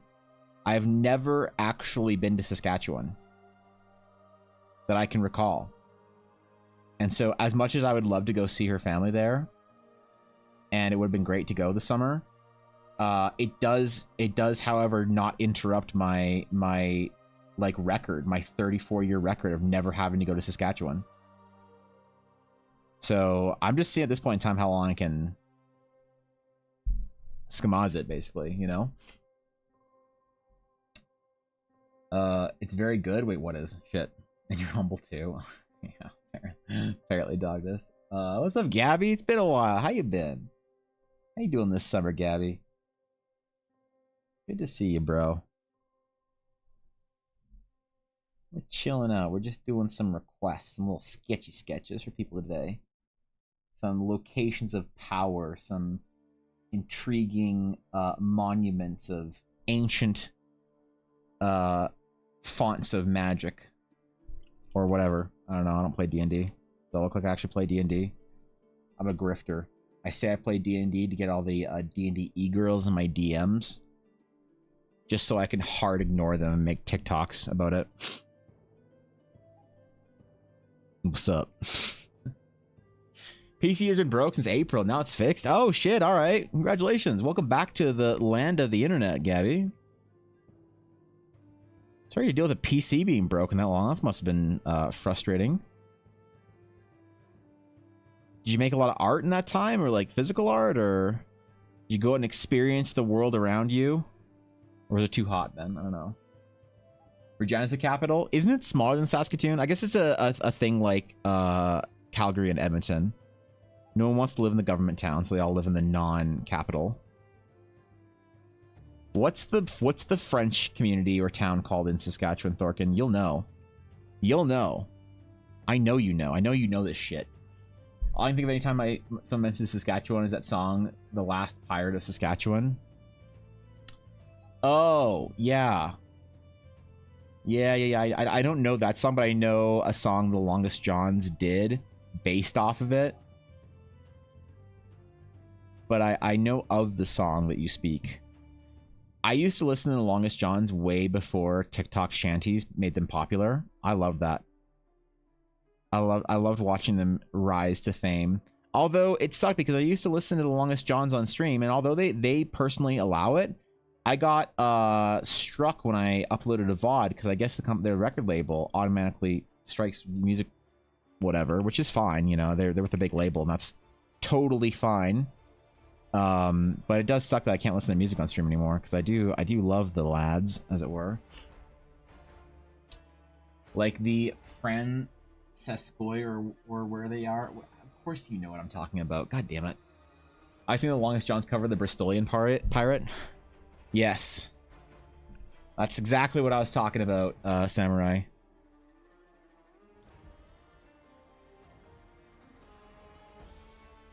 Some shit about flat caps in Tesco. I don't know. You Brits got all sorts of weird things over there. Honestly, what the fuck is even a Tesco? No one has explained it to me properly. What? Tesco. I need to see an interior picture of Tesco.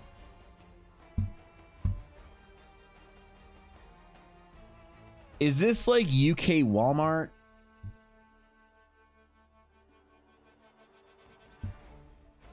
What more is sold at a Tesco that you can't get at other places?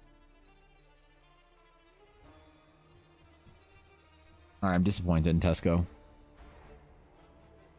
I'm sorry, all of Great Britain, you've disappointed me. It's like Walmart meets gas station store. It's more like UK Major. The fuck is a Major? Major?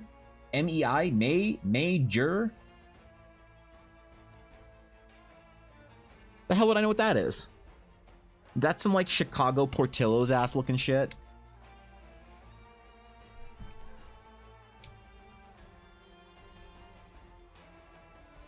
Sounds like some shit that someone from Illinois made up one time.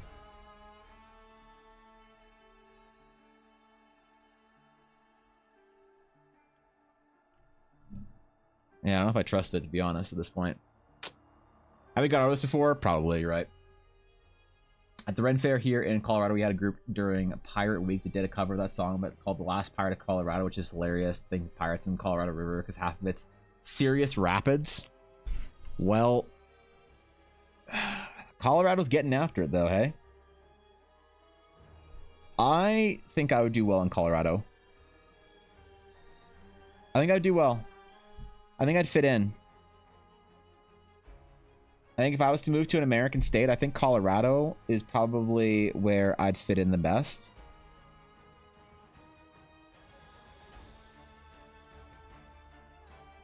You guys have like that agricultural sort of merging where you're like kind of agriculture-y, but not quite Texas-y. It's like pretty cold there and everybody like hates snow, but like you also got mountains, so like every other person skis. I will say I've only been to Denver once. Okay? And I was only the airport.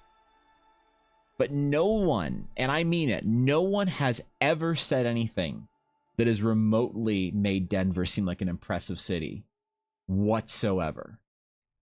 So there is that I'd feel comfortable in living somewhere with an absolutely irrelevant main city that a lot of people live in. So they're almost Walmart. Reasons they are world famous because they kicked off the reward card data tracking thing. Oh, there you go.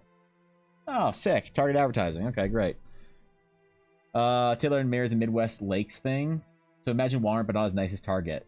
Oh my god. We had Target in Canada for 3 years. Target opened in Canada and it was great. I loved it. I loved going to our Target. You know what Elle and I used to do? Sometimes we went to Target. Elle and I grew up like in different sort of like social classes. She grew up like pretty, you know, high status social. I grew up on that side of the tracks. And when I say that side of the tracks, you know what side I mean? But not like far enough on that side of the tracks that I'm like cool. But anyway, I would have to teach her about like, she was always like, what are we doing tonight? I'm like, we're going to fucking Walmart. And she'd be like, why are we going to Walmart? I'd be like, because we're gonna have a great time. She's like, what can you do at Walmart? I'm like, we're gonna go buy some Pokemon cards and then like maybe get a small fries at the McDonald's there and sit on the bench next to the life-size Ronald McDonald statue. And she's like, okay. And so we would be Walmart teenagers. We went to Walmart all the time when we were young. And then when Target opened, we were like, oh my god, what an improvement, what an upgrade. And so we went to Target all the time when it opened up here. We loved it. It was great. I felt like we were finally in like the new age. And then Target said, Canada? And we're like, yeah, Target. And like, you guys suck. And we're like, oh, we know. So we're closing all of our Targets in Canada because you didn't give us enough money and you stole too much shit. Oh wait, no, that was California and Walmart. They still didn't like us though, so or sorry, Washington and Walmart. Which state is Walmart pulling out of because everybody's stealing shit from them? Is it Washington? I don't know, man. Wouldn't say anything good about Denver either. I've lived here my whole life. Nothing good about Denver. Well, look, I think that is something that like you know what's good about Denver, Elysium. I will say Denver doesn't have a bad reputation for any reason. There's all these people that are like, complaining about cities, complaining about places like, oh, it's so dull here. There's never anything big. There's nothing cool that happens. Denver's so lame. Calgary's so lame. Edmonton's so, you know, but everyone in Canada has a favorable opinion of Denver because we never hear about any fucking terrible, terrible shit that comes out of that city. So that's pretty good. I mean, I think, right? You know, and you guys have a rent fair. That's pretty cool. You know? And it's every weekend until the first week of August. See? You guys have a long-term Ren Fair. Our Ren Fair is one weekend. And it's in a place called Strathmore, Alberta. It is the most, like, rancher culture, salt of the earth, people, blue collar, Ren Fair location you can get in Alberta. Yes, I'm aware that Northern Alberta exists. Shut up. I said blue collar, not white nostrils. Oh my god, that was so funny.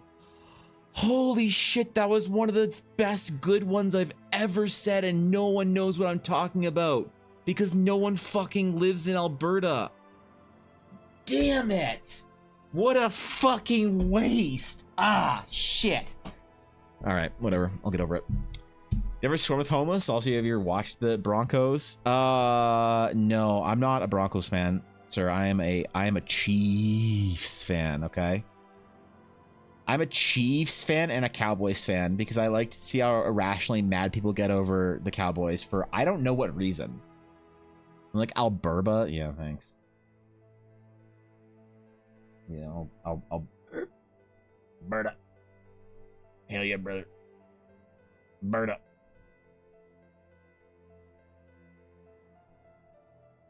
If NASCAR would do anywhere well in Canada, it would be surprisingly Saskatchewan and then Alberta. So I can't count Alberta out too much. All right. Alberta does have its charms. Born and raised. Never managed to get the fuck out. One day I will live probably in Vancouver. If I live in Vancouver and I'll complain about mold and humidity. All my friends from Vancouver, they all complain about shit getting moldy and humidity. Now that I realize it's the same thing, I'd probably complain about it too. If I was going to complain about where I lived.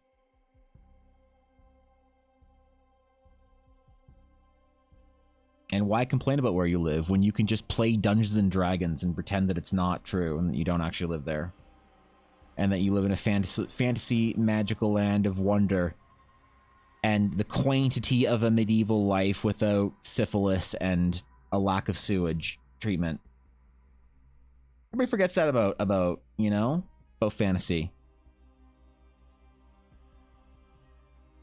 It's like when I sort of talk favorably about like eating beignets in the South, and someone's just like, do you realize just how like bad it was and not charming and quaint, whatever? And I'm like, bro, you play D&D. You know how fucking bad medieval Europe was? Holy shit. We're allowed to like play make-believe and pick and choose the cool thing we like and then pretend the rest of it doesn't exist. Like, once again, open streets of sewage and syphilis. Which is a big deal in France for like a long time, man. The worst way to die in Crusader Kings. You sure about that? About what? Which part? About being shitty to live in Europe in the Middle Ages? Probably. I don't think it was your cozy court Hobbiton life. I know you're a Chiefs fan, that's why you should hate the Broncos. Why do I hate the Broncos because I'm a Chiefs fan? What's wrong with the Broncos? Yeah, I don't get it. Listen, don't forget, I'm a Chiefs fan because I enjoy burgers and so does Big Red. So, like, I relate to the man. Like, if y'all lost Andy Reid, I'd have a hard time going to them parades with y'all, right? You know, everything? Oh, okay. Doesn't like it when a waste pot gets dumped out a window on their character, typically. I only did it twice, yeah. There's that.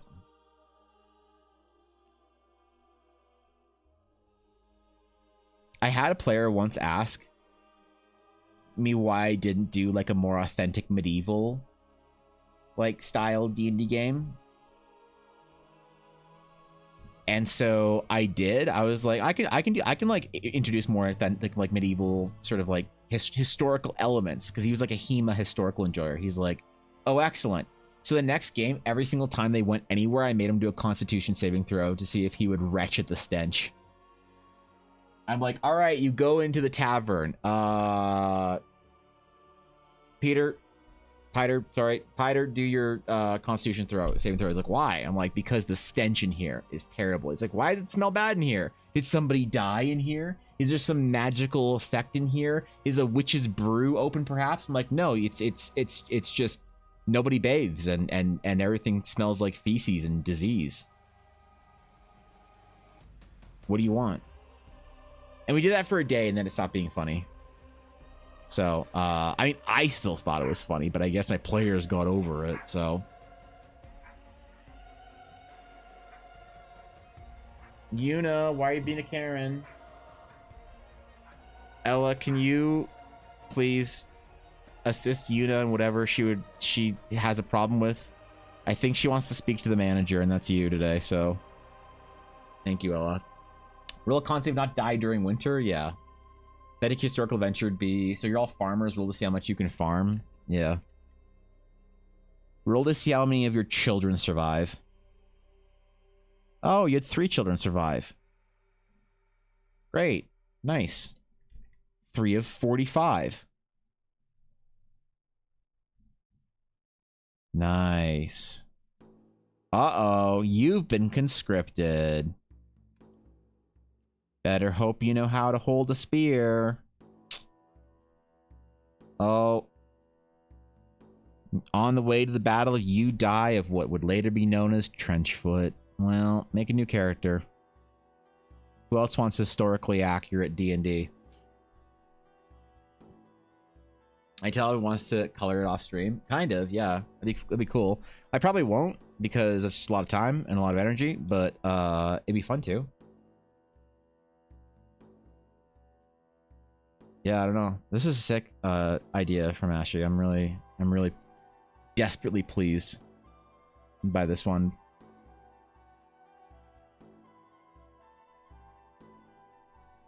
One of my favorite requests in quite a while. Most inspiring requests, maybe, because I like all the requests. I always find something I love in them, but most immediately inspiring.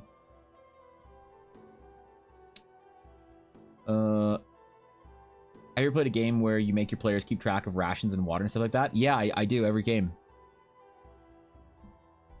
Yeah, I think survival is a underutilized part of the game, and I think that most DMs don't know how to do it and make it fun, because D&D rules as written don't teach you how to make survival fun, and I like to, and so I might make my players track ammunition, water, rations, not super hard, but like decently, relatively, and carrying capacity, encumbrance, and we minigame all of it, and my players fucking love it.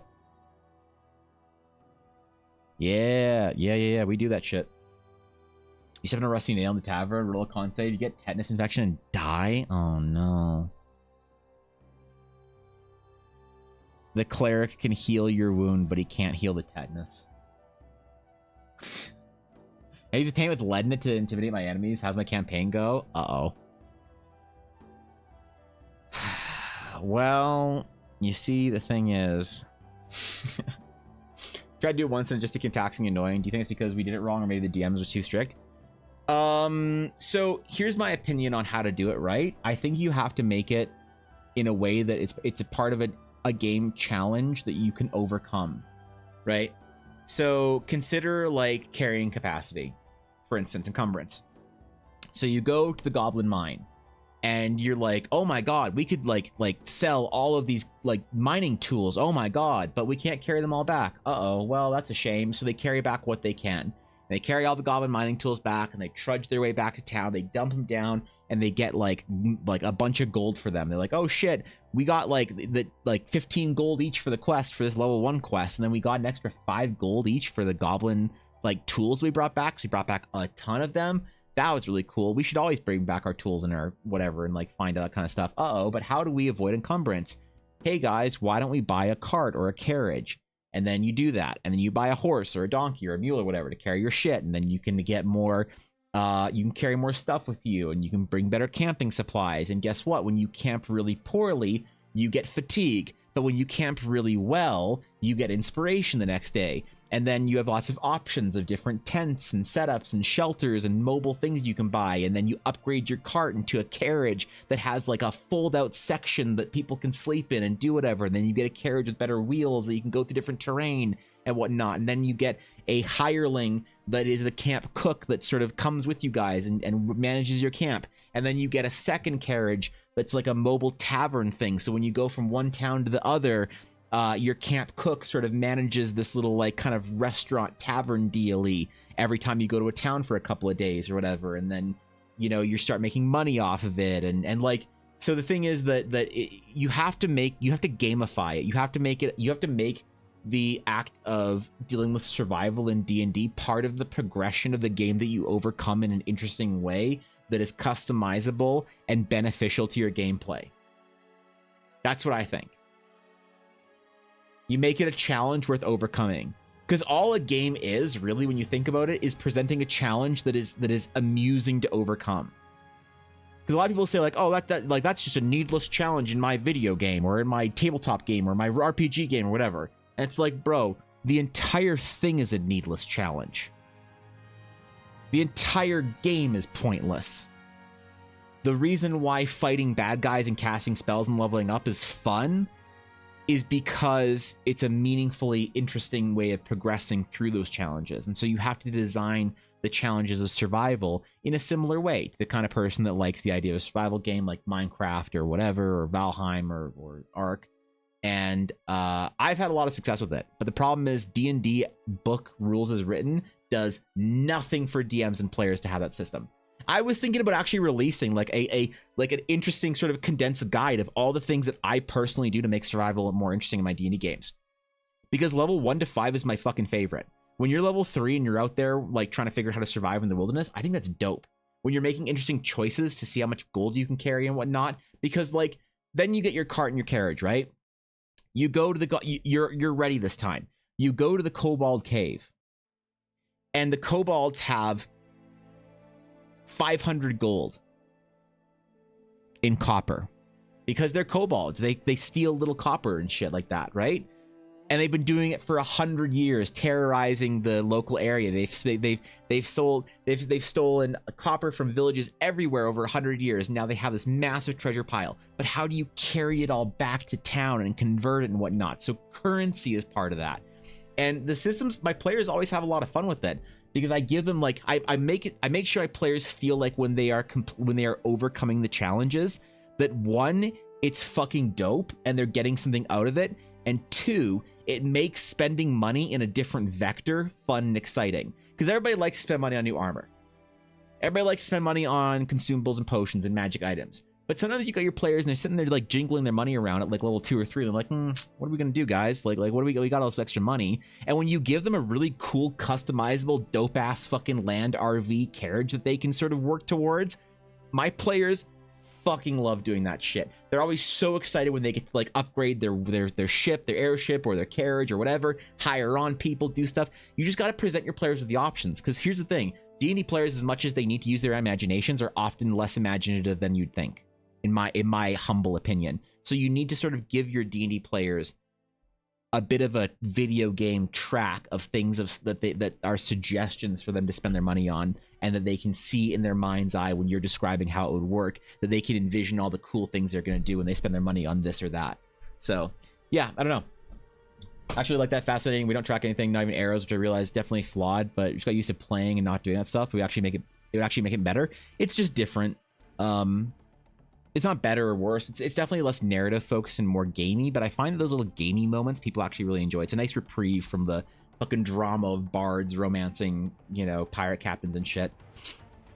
Do it put up on DM's Guild? I don't think I can actually put stuff on DM's Guild. I heard, from what I understand, and I could be very wrong with DM's Guild, but I'm pretty sure they have some pretty weird content ownership things if you put it up on their marketplace. Like the Roll20 marketplace, I would never put any of my art up on, because they have I'm pretty sure DM's Guild and Roll20 and like D&D Beyond are things where they basically like you sign away ownership to your shit forever, which would make it complicated than if you're doing like a Kickstarter or having a private project. Is it an issue? Would it ever be an issue? Probably not, but it is enough of an issue to make me nervous. Yeah, it's one of those things. You know, I don't think the project would be so fucking dope on DM's Guild that I'd make enough money to be worth my time being nervous about it. So I'd rather do it as something like a free supplement in our Discord that you could get like a printed version if you wanted on the print store or whatever.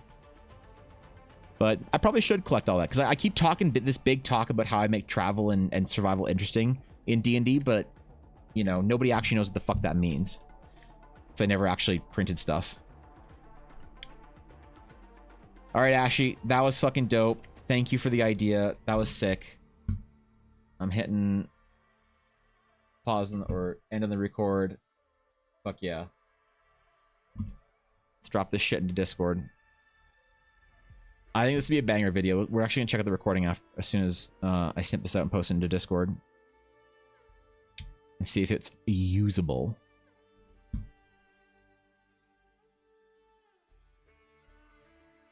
For Ashy of Hearts, self-taught Ian. Yes, there it is. There it is. Okay. Oh, I should have done. I should have done something. You know what? I'm gonna do it real quick. Fuck it. Fuck it. I don't owe anyone anything. I'm my own boss, man. I can do whatever I want. We do a quick little fill layer. Just a super quick little fill layer on some of this that I want to do. And then when I post the TikTok, it'll look dope.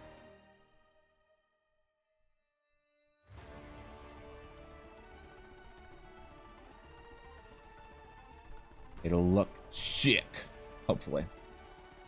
The DM only really pushed for tracking rations water when they attempted to cross a desert. My cleric gave me that worst look after I had to use my fourth level spell slot after a fight to create water. It's such a good memory. I love it. I love it. The linear path will never require a carriage. My players have chosen to walk from one town to another, and it's taking them a week, which is always funny. I do have some travel restrictions, like when you're in the Shattered Sea, you obviously have to fly between islands, but like whether or not you want to buy your own airship is kind of a progression thing, where I like the idea of my players having to sort of like gain transport one way or another, stowing away, paying for it, whatever. My players finding transport in the early game in the Shattered Sea has been really fun with airships. But I do always like how the satisfaction my players get once they get that first bunch of gold or whatever, where they're like, okay, guys, we finally got enough from this quest. We can buy an airship. And you know what? They bought the shittiest, dinkiest little airship, and they fucking love it. They love it. It's their dinky little airship. And they're talking about upgrading it and making cool stuff and changes, and then what they're gonna do when they can afford the bigger version with more ballistas and whatever. And I don't know, I just think that's really fun, you know. I think it's cool to see, cool to watch your players do that and sort of play the game, you know, as it were. Games are fun when there's a system to overcome. And so I think the problem is like my my toxic take is, if your players don't like survival, it's because you're not making it fun to overcome. But obviously you can't sort of like have that toxic opinion, because Wizards of the Coast hasn't exactly done you any favors for making it fun. You know what I mean? Which is why I don't blame people for not liking it. But I think that once you sort of have a system kind of more developed out, I think your players will enjoy it. But some people won't. Some people just don't want to fucking deal with that shit. And you know what? Totally fine. There ain't nothing wrong with that, bro.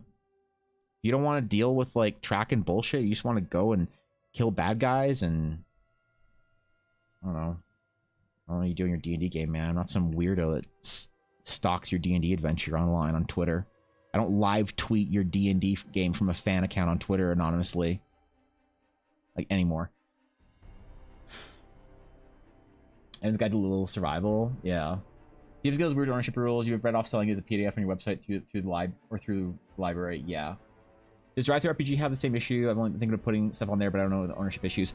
I have no idea about anything to do with Drive Thru RPG. I've heard people say very good things about it. I have no personal experience, and I don't actually.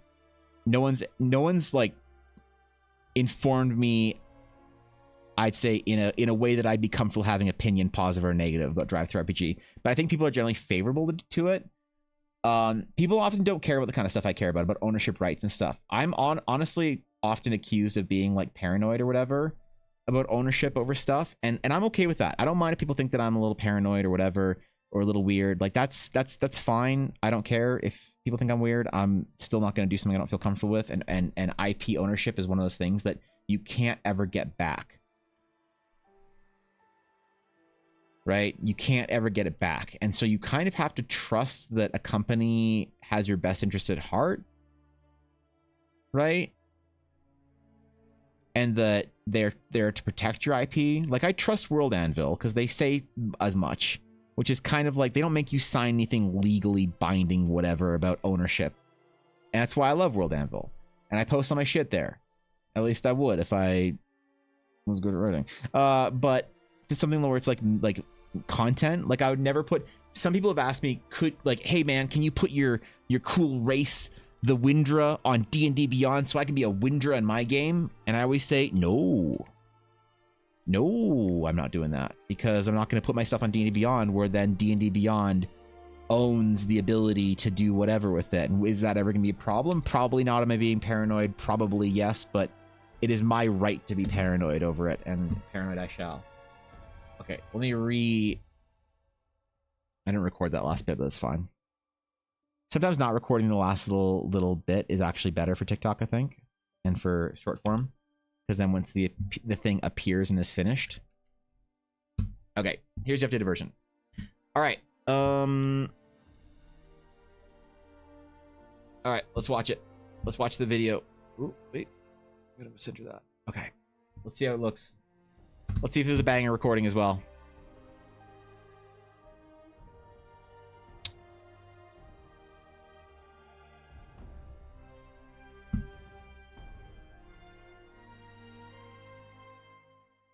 Wait, what? Oh, that was a... Okay, hold on.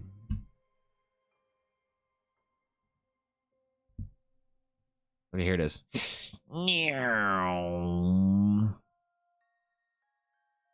Fuck, why did it go off center midway?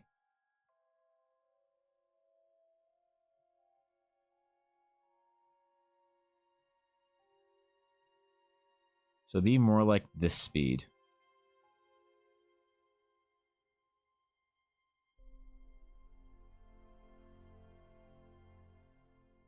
I gotta cut this a little bit out where I did this. I gotta cut this small thing out. That's pretty jarring. That's fine. Oh, the clouds. There it is, man. That was a good one. I wish it didn't jerk over like that. I wish I knew how to edit that out in Premiere, but I don't because I'm dumb. That's okay.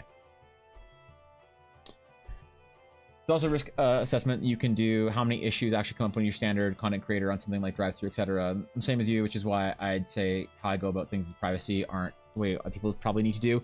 Yeah.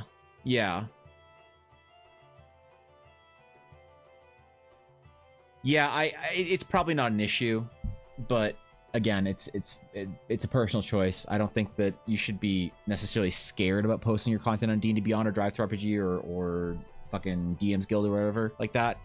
But I don't know. For me, it's a thing.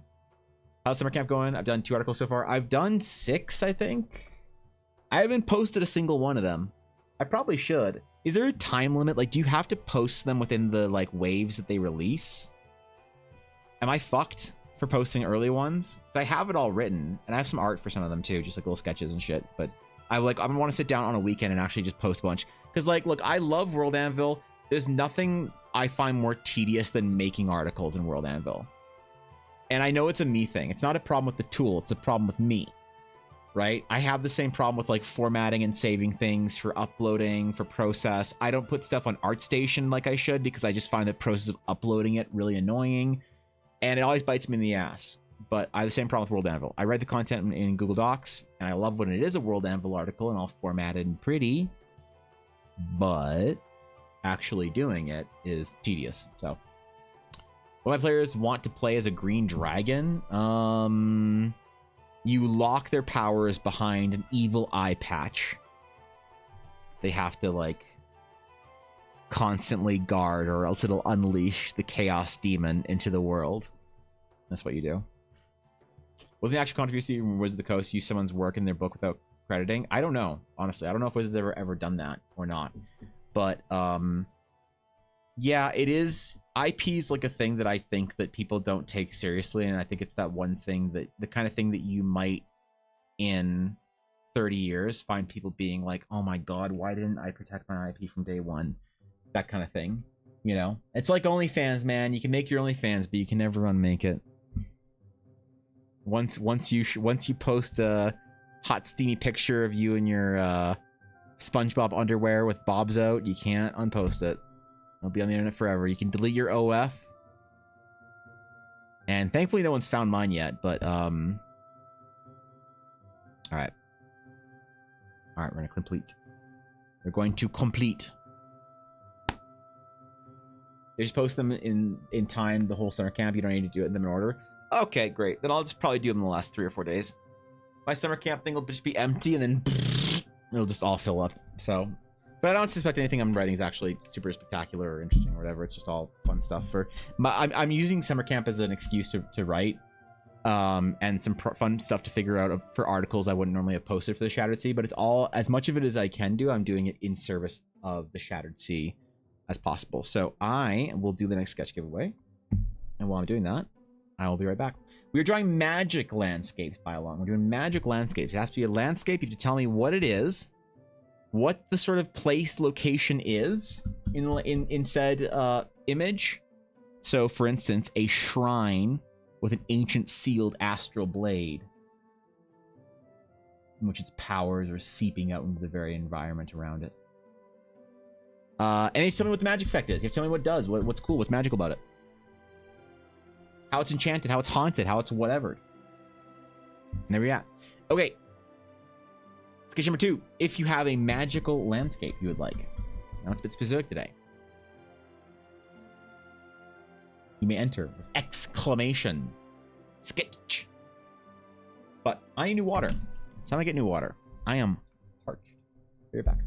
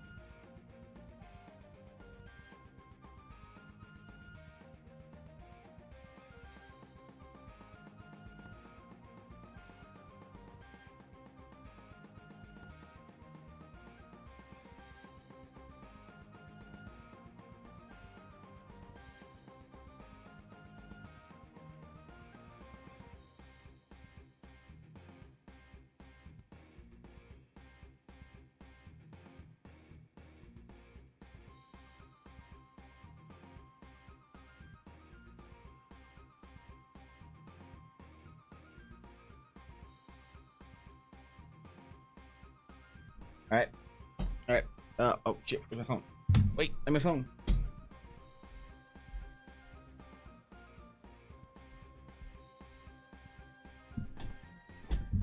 Okay. Oh wait. I gotta enter my lunch. Into my daily fucking whatever. Let's do this as a morning snack. I actually have a lunch listed.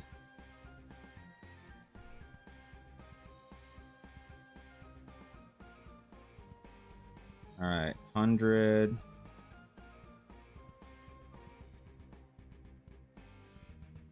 140. So I know you guys are very concerned about my macros for today. After today, I'll be at in 1,229 calories. I'll hit 127 grams of protein, 55 grams of fat, and 56 grams of carbs. Because I know you guys are all desperately concerned with my macros, but don't worry. I'm hitting them today, so. And I was feeling hungry as fuck, so. That's better than nothing.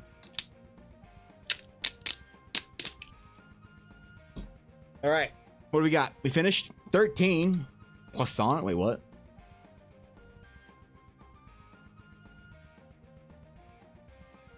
What about croissant? What we doing? What's up, Sienna?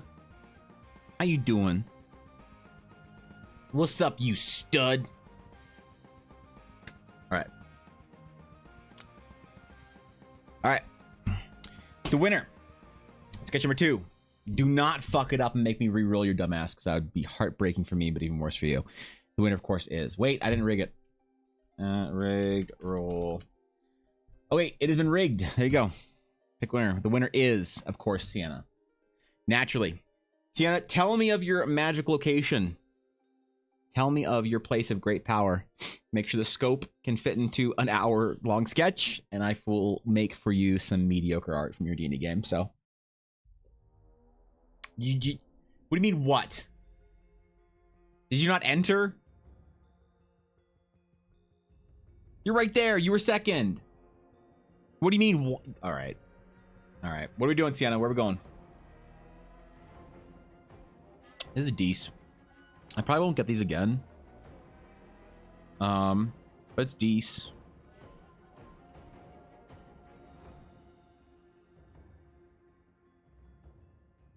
$20 grams. That's not bad. Give you a sec. All right. Recording for TikTok? I am. I'm indeed. I need to be a dope ass TikTokable location. So only the good ideas will make it to TikTok. And I want 3 solid fucking ideas today to make it to TikTok. So wasn't prepared post paragraph. All right.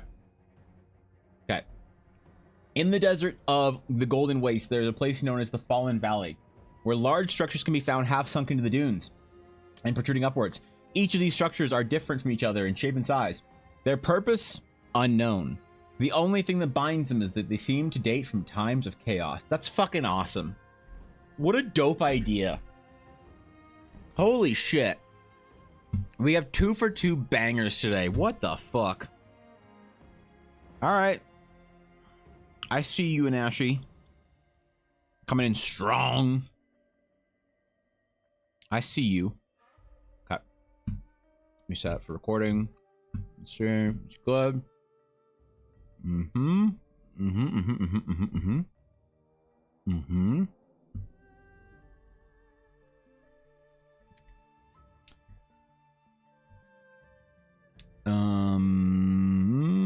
Okay.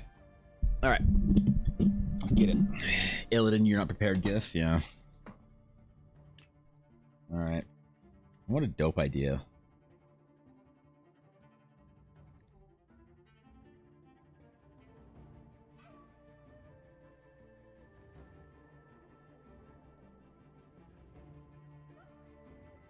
Why does my sketch brush feel good all of a sudden? Yesterday I was working on stuff, on commission stuff, and my sketch brush felt really bad. I don't know why. Why all of a sudden does it feel really good? I don't understand this. Yesterday I was struggling. I was having some problems. Today feels decent. All right, whatever. The fucking ghost in the machine is out for me again. All right, we're gonna hit record. Boom. The process is being recorded now. Let's get after it. So, desert, golden wastes, specifically the Fallen Valley. Large structures can be half found centering the dunes. Okay.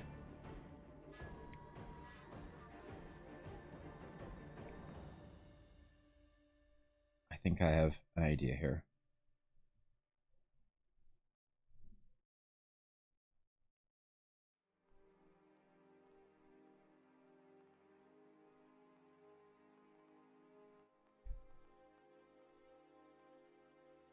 Ooh, it's the wrong eraser. Ah. I get the wrong eraser, bro. That's cool. It's always neat. I love when that happens.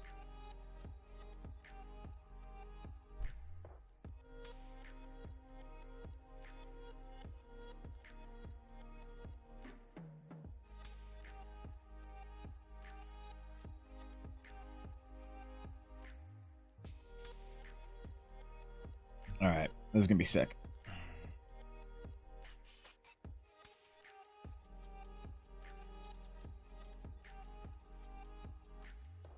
Okay, think I know what we're gonna do here.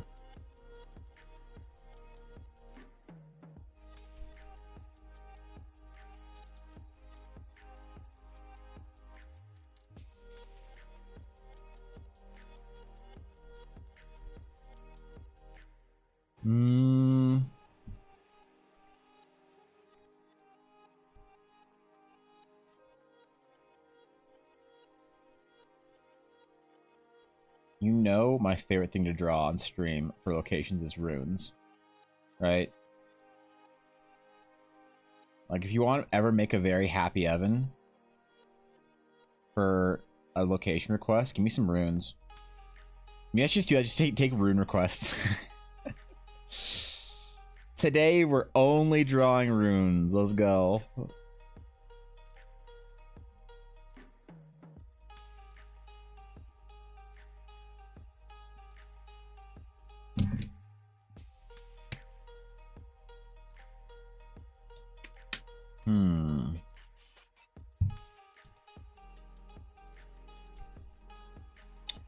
Where do we want to start? Let's start close and go back. Foreground, midground, background. Blossomar Grove? We might still actually get a chance to do it. Hold on to your idea. Spoil not the glory and majesty of it. For there is still hope. There is still a chance.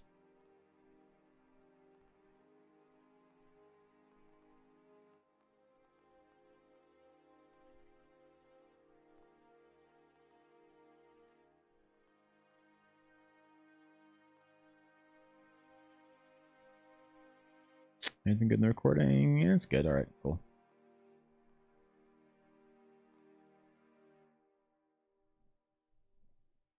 Should get something up real quick.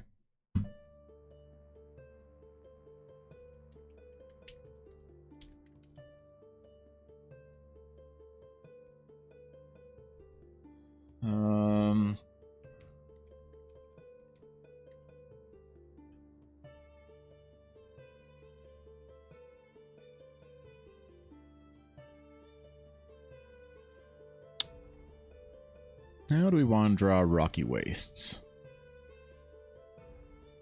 Oh yeah, that's how.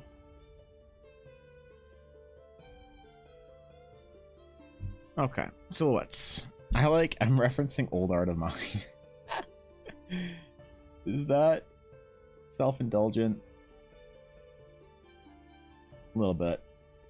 I don't know. So you guys do places of magic and all that? That's a giant forest. That's fair. Forests are cool. I also like drawing trees and nature, shit like that.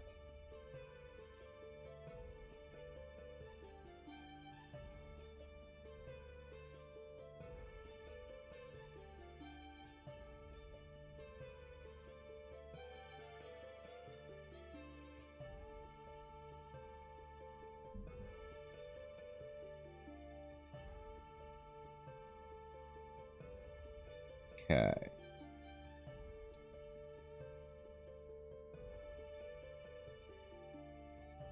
I always like the vibe of like lost civilizations and lost technology. It's one of my favorite vibes in science fiction, actually. I think it fits in D&D a little bit better, or sorry, fantasy. And like D&D definitely uses a lot.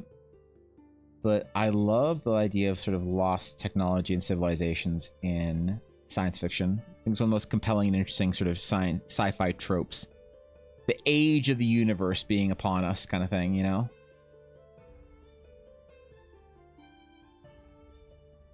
Understanding that whilst we were crawling out of the primordial soup, there was empires vast and expansive.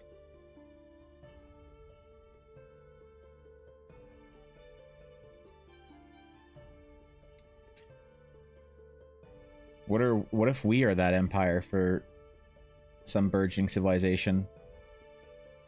While they were evolving limbs, we were making cat girl TikToks with AI.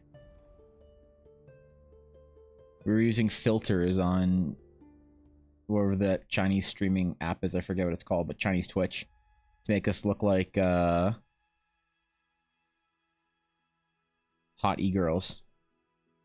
That's a big problem over there. It's tragic, if you ask me. Visitors, how exciting. Ah, shit, yo. What's up, guys? Roll together. What's going on, y'all? Good to see ya. Hope stream was good. Hope it was fun. Good time. I know Fridays were always a banger when I'd catch them. So, good to see y'all. If y'all aren't following the illustrious folks from Roll Together, go over there, drop a follow, say hi, say what's up. It's a good time. Does recommend, does endorse. Welcome everybody from the raid. Pleased to have you. Today we are doing two things at once, okay? We are taking, I'm taking requests from chat to draw locations of power, and thank you, Solid 10 D&D, for the follow. I appreciate that. I'm taking requests from chat for places of power from their D&D games that I'm drawing, and I'm also using them to record as TikTok videos. So I have some little process videos to post on the weekend. So it's a whole thing. We're doing stuff today. We just got done discussing how to make low-level travel in your D&D games fun, and I've been convinced to scuffedly publish a little guide on it. So. She was good. Chaos Jurassic Park parody. Oh boy. Oh boy. I'm enthused. Thank you again for the raid. I hope stream was fun for one and all. Welcome in, raiders. Happy to have you. TDC, you know what to do. Go show some love. Drop a follow. Go say what's up. Love the idea that humans had very advanced civilization before day and age, but the reason we cannot find traces because they were advanced enough to use our main power sources. They were all natural, so to speak, and therefore cannot find traces of their tech anymore. Yeah, I love those old stories, you know? Societies wiped out from whatever calamity a long time ago. Sent us back to the Stone Age, and we have no memory of our ancestral lineage. We are but children playing in the gardens of the gods. Or some dramatic shit, I don't know. Something like that, I guess. You get the vibe.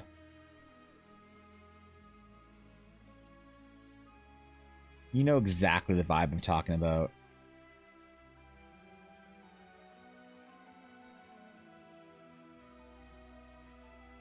I think it's really a cool vibe in D&D specifically, because there's like something ancient to uncover, magical, mystical, whatever. It's like a lot easier if you have places of great power in your world that our fonts of the mysterious and the magic that carry secrets and hidden whatevers. Perhaps some of these civilizations still exist somewhere, hidden away from the modern world. An unexplored continent. I think that's one of the most genius things you can do for a D&D world is don't feel like you need to make a whole world map. Right? Like, one of the most interesting, compelling things that's happened in World of Warcraft storytelling is, even though the game's been out for fucking 25 years or whatever, there's this whole storyline of like, ooh, we're figuring out what's on the other side of the world. And you have like some nerds being adjusting their glasses and being like, but wouldn't we have gone to explore that? And for those nerds, you just say, no, shut up. But you get to add new shit in that feels good for the story as you're going. I think that's a really cool way of doing it. I think it's a interesting concept. I think making a full world map, charting out every last little speck of dust in your world, naming it, it removes a lot of the mystery. Like, take the way League of Legends does it. Their world map is basically a continent or two. And they're like, yup, far beyond these shores, there are other places of great intrigue and power that you can explore and people and travelers come from. And for D&D, I think we are sometimes we're too tempted in some ways to world build past the point of usefulness and to enter into the territory of world building for self-indulgence. It's quite the accusation, isn't it? But I think it's true. I think it's something that I see a lot of world builders run into. I see even make fantasy tarot cards, not gonna lie. I've had requests before to make tarot cards, to be honest. The problem is I just don't know if it'd be worth my time, because it'd be like a long time, a large project. It'd be big. It'd be fun, but you know, that's a big project, bro. That's a big one.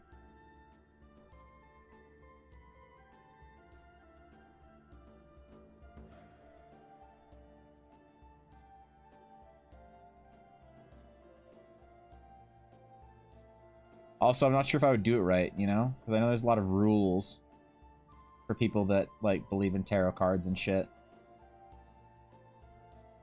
So I try and stay away from the whole, like, astrology tarot thing.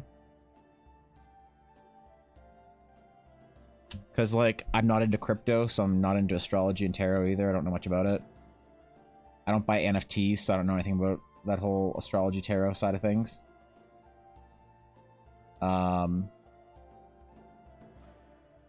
So I'd be afraid that I'd do it wrong. I'd like, Evan, when you draw a tower, it's supposed to be like on a 32-degree angle. I'm like, ah, shit, really? Yup. It's like most people would just be like, oh, cool, fun, cute tarot cards. But I feel like there'd be a couple people that would be like glasses adjusting analyzer Andys that would have problems with it and complain. And then I have to deal with it. Yeah, I like them too. That's the problem. Is that I don't know if I can make them for like well enough so that people like you that are like, oh yeah, I think they're cool. Like, I think they're cool. I think they're neat. But I know there's like a lot of rules and shit around it, right? And I don't know if I can do all that.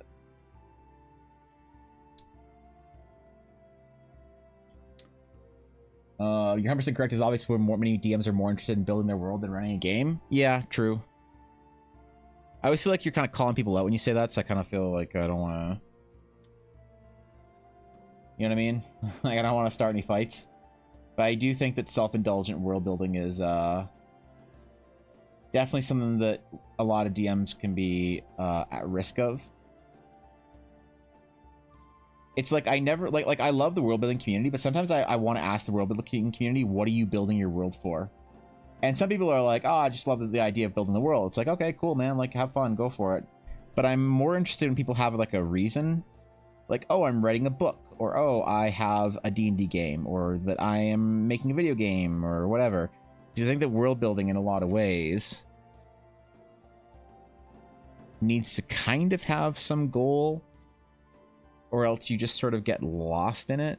Lost in sort of the process of it. and then you are making mistakes in world building because I think it's a mistake to start off with a world map.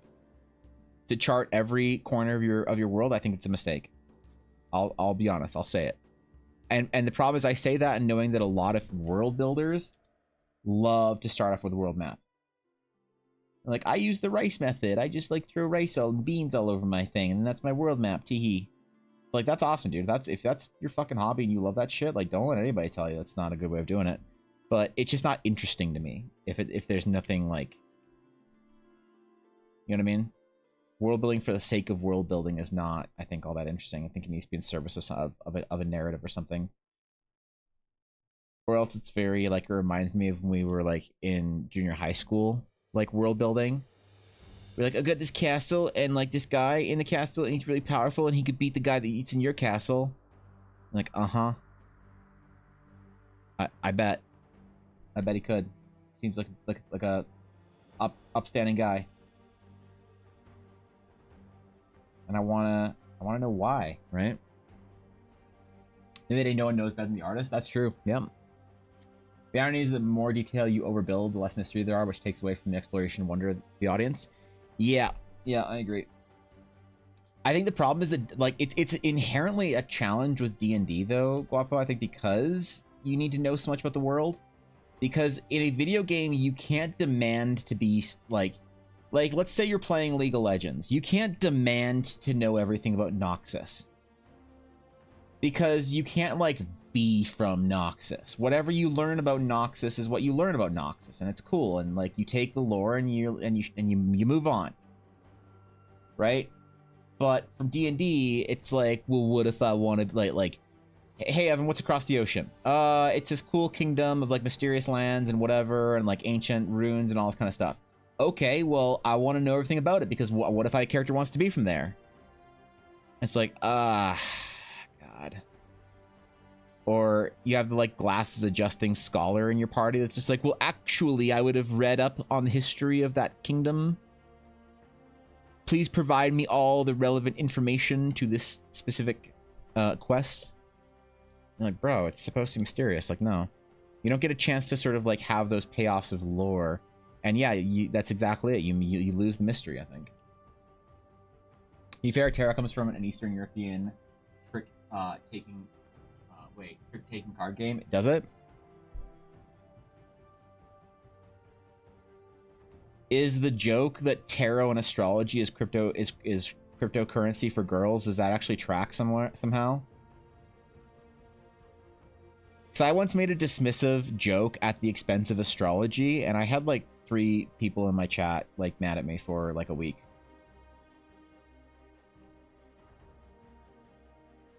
Is its origin actually some tricky shit? Easy fix, make him roll, make him shut up and tell him later what shit he remembered wrong. Yeah. Yeah, and honestly, that's happened to me on stream too. It used to happen more, but I would get baited by questions. If that makes sense. I'm very comfortable now being like, yeah, I don't know, man. Like, people like for instance, what is the Eldara? Like, the realms of Eldara, you know what the realms of Eldara is, but they surround this big, like, white shining ball of something in the sky. What is Eldara? And I'm very comfortable now just saying, like, yeah, man, the elves think it's this. And then people are like, well, is that what it is? I'm like, I don't know. Like, the dwarves think it's this, though. Like, well, what is it then? And I think that lore payoffs are something that D&D players crave. And I think the problem is when they don't realize that if you tell them exactly what it is up front, you're kind of, like, removing some of the magic and some of the spice. And there has to be some antique mystery out there, or else there's nothing really worth pursuing. So, yeah, I don't know. I'm very pro world build as much as you need to, and no more than that. Maybe on your own end, if you need to find things mechanically, like, how does magic work? Okay, you need to know how magic works. Generally, maybe, like, you can make a case for it for not, and just, like, leading to mysticism, and, like, that's cool. Sure, dog, like whatever. But let's use an example. Let's just say if you're playing D&D, it's a thing where you have mechanics, and you should know how magic generally works. You know, okay, great. You know how magic works. Now, what else? What else do you need to know? Well, not much about it. Maybe some of the traditions around it, but you don't need to over-explain or overbuild or overanalyze. That's why I use the word self-indulgent, because you're not world building at that point in time necessarily to serve somebody else. And like, look, there's nothing wrong with self-indulgent world building, all right? But it's just don't be surprised if nobody cares about your self-indulgent world building, if that makes sense. It's like writing an OC. Like, why should anyone give a fuck about? That's why I don't like the term OC. I don't like using the term OC because inherently it's like inherently to me an unprofessional, like pretty useless term. Like as soon as somebody tells me they have like an OC that like does this, I automatically kind of check out a little bit, just a little bit. Like they tell me the D&D character, it's like, oh, okay, this is a D&D character. Got it. Oh, I have this character I'm writing for this book that I'm publishing. Oh, cool, man. These are all original characters, but like it's almost like people who use the term OC inherently have this idea that nobody should give a shit about their OC story. Like, you want to hear my OC story? It's like, oh, is it like Luke Skywalker being George Lucas's OC? Like the only reason you care about Luke Skywalker is because of Star Wars. If George like had written up and the fucking treatment of Star Wars, it was just all about the cool things that Luke Skywalker is cool for, then it's like, okay, why does anybody care? But there's nothing wrong with that. If you want to spend your time writing your story about your OC, like that's cool. It's self-indulgent, it's a hobby, it's fun. But again, don't be surprised if no one gives a fuck. And so if you kind of have this like OW, like, oh, this is my original world, it's my OW. Like, that's cool, dude. I'm glad you're having fun, but like also not really interested. You know what I mean? It's like a conversation that people need to have every once in a while about their own world building. Is like, do I expect anyone to care about this? No, great. I'm just gonna have fun, do whatever I want. But some people do expect people to care about their world building. They care. They're like, oh, I want to make this a D&D world, or like, or whatever, or sell it as a thing, or write a book in it. It's like, great. Then you have to think about it from a slightly different angle of how do you make this world interesting to people and make it in service of your other goal, which is writing a book, making a D&D game, doing a campaign, doing whatever. You know what I mean? Eldar is the origin of croissant and cat girls, is it? And furries, okay. Yeah, okay, dude. Okay, dude. The best line to draw: creating your own world and stories with your players and writing a world story on your own, aka book. Create the world stories with your players and writing a world story on your own, aka book. I kind of disagree, Sienna, because I don't let my players influence the world all that much. I think that you develop a less interesting world if you write it collectively. So like you, Sienna, if you and I played a D&D game and you want to be this super cool thing, I would let you be that super cool thing 100% in our D&D game. But then if I go on to publish the campaign guide for Realms of Eldar and you're like, hey, where's my like half Aarakocra, half like Batgirl city? Why isn't it on the map, Evan? You said it was somewhere in Novalia. I'm like, oh, because it's dumb and I didn't want to put it into the actual canon of the world, you know? So I do think that having some limitations on like what you're canonizing for your players. Obviously, if your players want to do something in your D&D game, it's like, all right, go for it. You don't have to canonize it, you know? You can like have them write their little story inside of your D&D game and have fucking little D&D story around their story, and then your little stories have like weird like story relationships and go on story dates, and that's dope. But I do think it's okay to sort of like say, you know, I have a setting, and like you just be upfront with your players. And I've told my players that, and I'm like, just so you guys know that nothing you do is necessarily canon. And if being a part of the Realms of Eldara is exciting for you and you want to help me develop it, that's dope. And if you don't really care about that and you like want to have your own story and all this stuff and blah blah blah, do like your own cool shit, like that's cool too. But like, I hope you aren't hoping for your stuff to make it into a book where people can read about how cool your stuff is. And the expectation is important there, I think. That you said I have a protagonist of a book, and for me that might be my OC, but the OC part itself means shit for others. Totally. The term OC character really became a thing because of fan fiction. It did, and that's why I don't like the term OC. It's because OC was your original character insert into Harry Potter or whatever fan fiction you're writing. So I don't like it when people say that they have an OC for D&D or whatever, because it's like, no, that's a D&D character.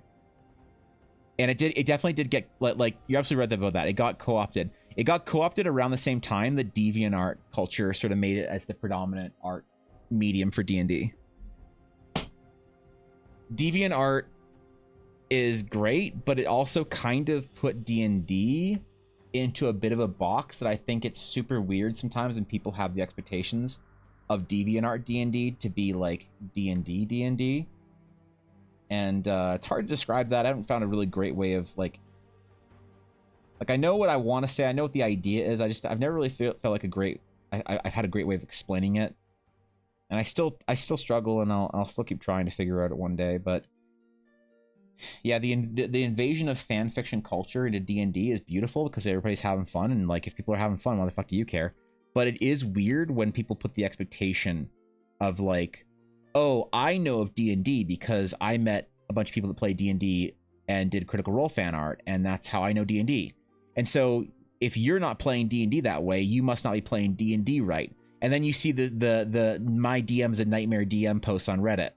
Like, my DM doesn't care about anything my OC wants to do. It's like, wait, what? Are you aware you're playing D&D and not writing a fan fiction? Hold up. And DMs are guilty of this too, 100%. It's just, I do think that it's more like a DM has more leverage to write the world because the DM needs to set the rule and you are the exception as the player. You know what I mean? Legit makes me laugh. People tell me they made an OC for a D&D game. Yeah. Doesn't mean with creating a story and world with your players. What I mean is when you run a campaign, the campaign story, and the effects it has in the world is unique each time, not necessarily canon. Okay, I'm having a problem with paragraphs today. Okay, hold on. I need to blink my eyes 3 times and get through this. I'm in the like less than 3 lines mode. My apologies. Campaign story affects the world, not necessarily canon, but the world interacts with the TV. Yeah. The characters need to be able to impact the world, 100%. I just think that sometimes player expectation is a little bit off in that, you know, especially if you're like doing something that's like you're trying to do. When players expect that their story will have any lasting impact on your world building for later games or for outside or whatever, that's I think the bit of an issue. My OC in Eldara is 23rd level warlock with a patron who's actually his pet rock. There you go. Hey man, write your Eldara fanfic.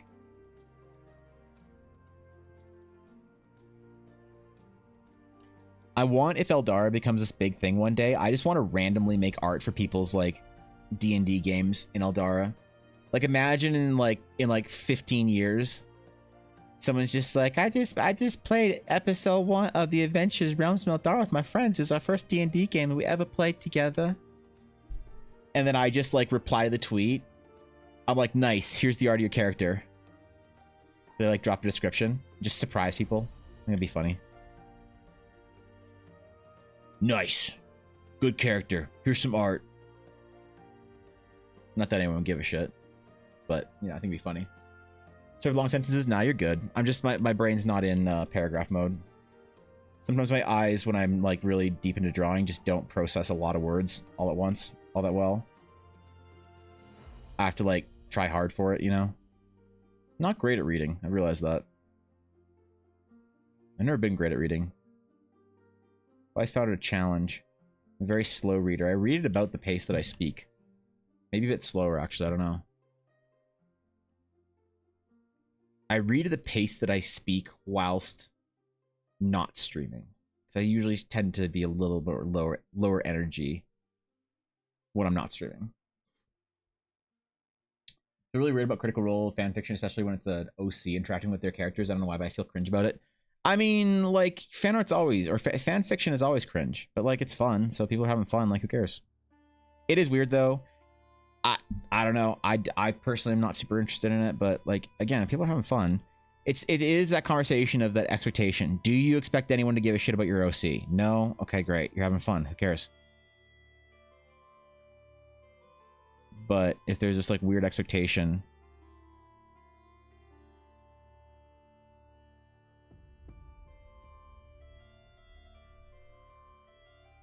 I don't know, it's one of those things that came with Critical Role that's like a blessing and a curse.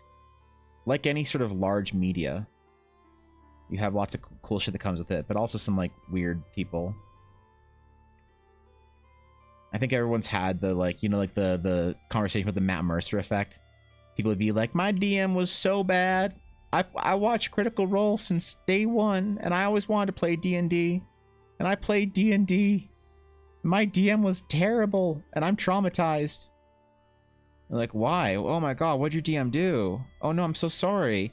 Well, he didn't use any voices. And you're like, oh, okay. And when we were in combat, I took damage. What? I took damage. I felt like my character was at risk of dying. I went in alone because I wanted to have a heroic moment. Like in episode 38 of Critical Role Campaign Season 2. Where Caleb... And you're like, uh-oh. Uh-oh. Doesn't sound like your DM was all that bad. Sounds like you had some weird expectations, bro. So you had that. That whole thing was a thing for a little while, you know, but I think mostly subsided. I think people kind of chilled on the Matt Mercer effect and mostly just fucking relaxed and started enjoying their D&D games. But like any big, you know, I think Critical Role has been a massive boon, an absolute gift godsend to the world of D&D, and I think it's one of the most majestic and amazing things to happen to our hobby. But always comes with weirdos, you know. Drive's good, Nick. We're chilling, bro.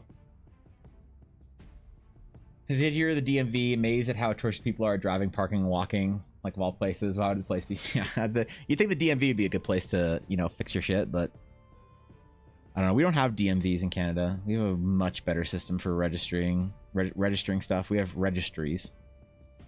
So like, I'm a member of a private registry, so I pay a membership every year, and I can go there and do a bunch of stuff that's car related. And they'll also like come get me if my car breaks down.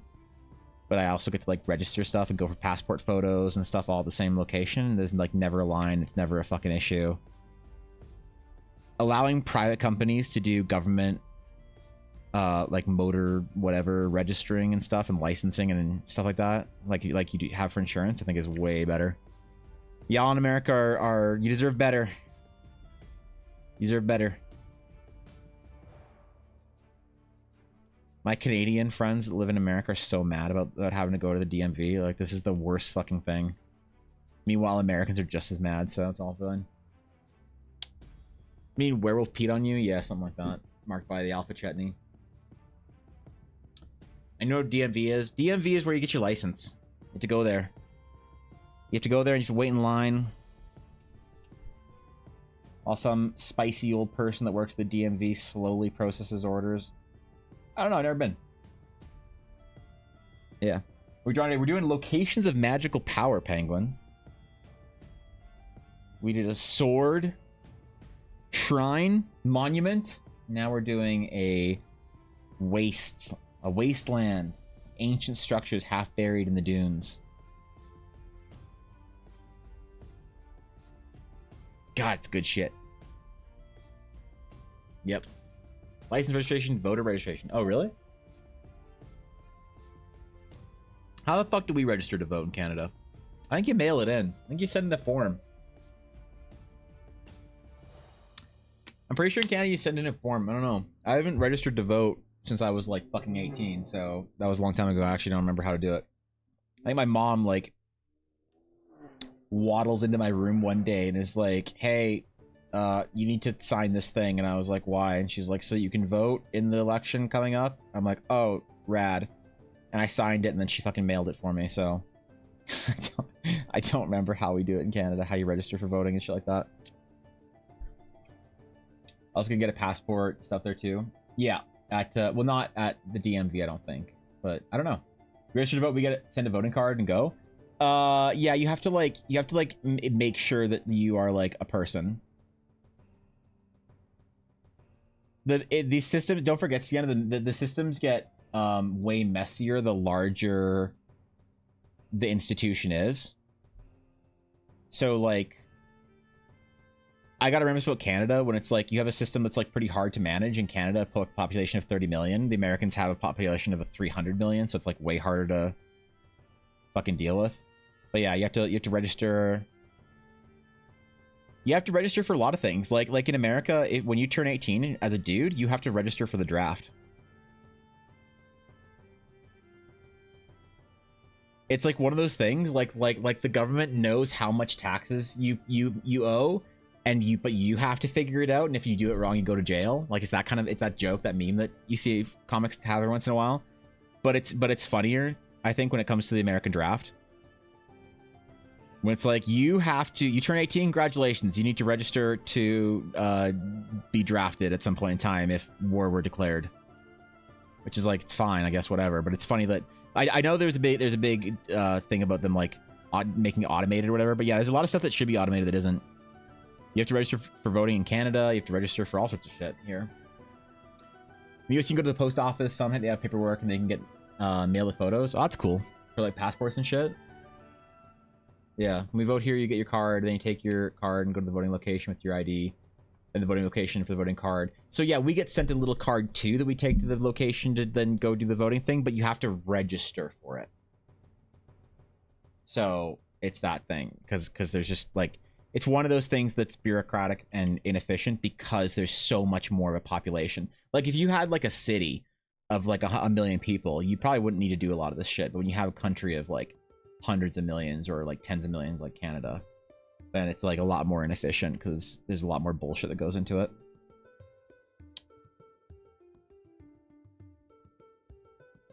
It's one of those things. Permission to share a safe for work fanfic excerpt my brain came up with the second I typed in Chetney XOC? Absolutely. Absolutely. I want it.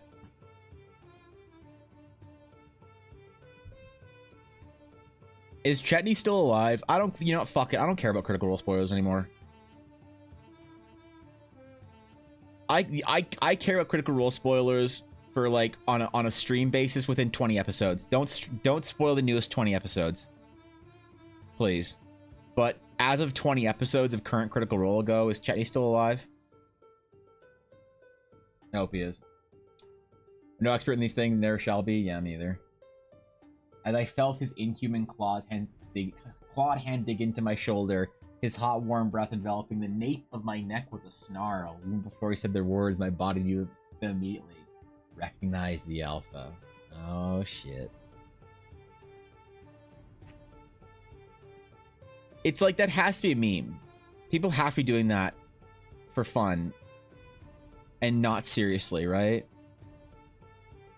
Like, does anybody write steamy fanfic for serious anymore? Or is that like a relic of 2008? Or is there an entire subculture of humanity I'm unaware of that still exists? Cheney still is alive? Sick.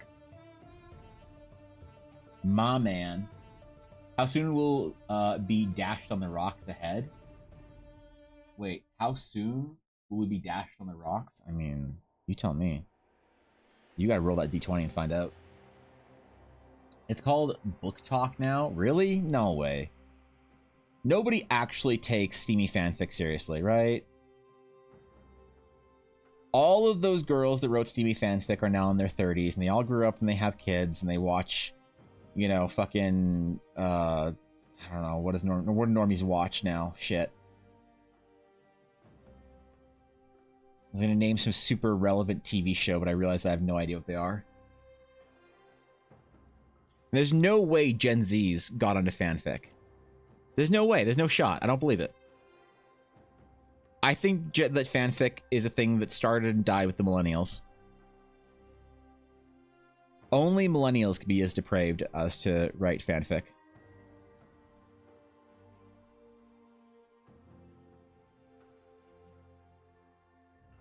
And I don't mean like cool fanfic, I mean steamy fanfic. You know exactly what I mean when I say fanfic.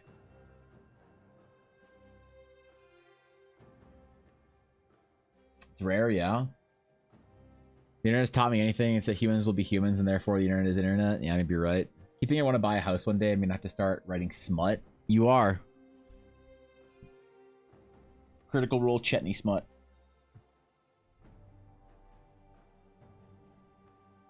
I'll do the smutty artwork for you.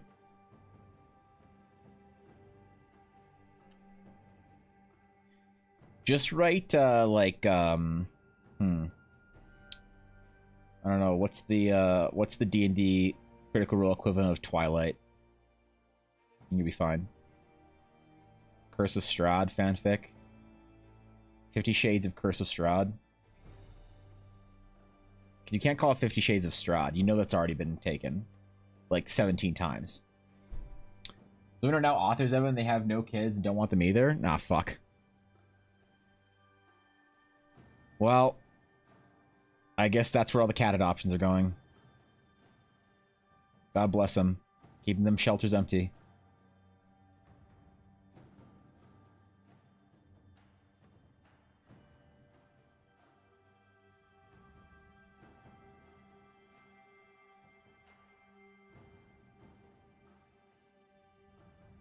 Yep. Isn't that actually a thing though? Like a bunch of like big like authors of smutty fantasy started off as like fanfic. Isn't that like unironically actually a thing? Because man, when I around my birthday, around April, when I was looking for a book, I couldn't find hardly any fantasy that was not smut. Ella cracked the code though. She's like, "Oh, I know the problem, Evan." I'm like, "What? What?" She's like, "You just can't look for female fantasy authors." I was like, "No, that's not true. You can't say that." And then I looked at, and I'm like, "Okay, a pattern does not describe a rule." And then I couldn't find a single example, and I'm like, "Damn it! I will stay here in chapters until I find a female author that wasn't smutty." And I found 2. God damn it.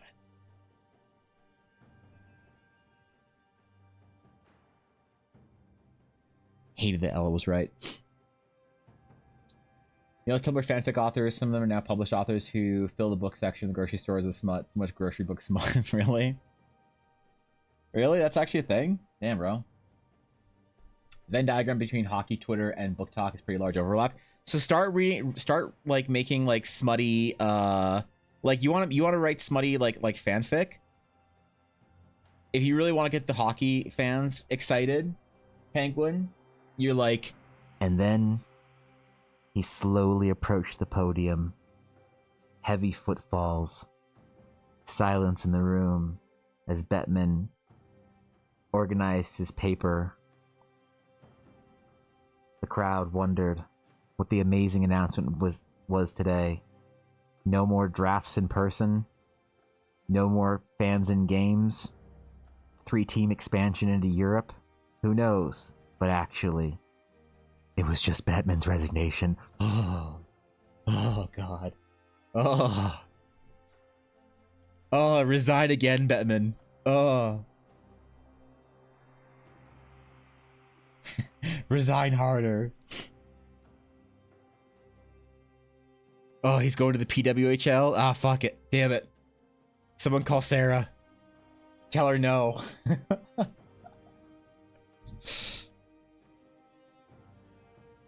I understand only Penguin and Ella thought that was funny, but I still told the joke.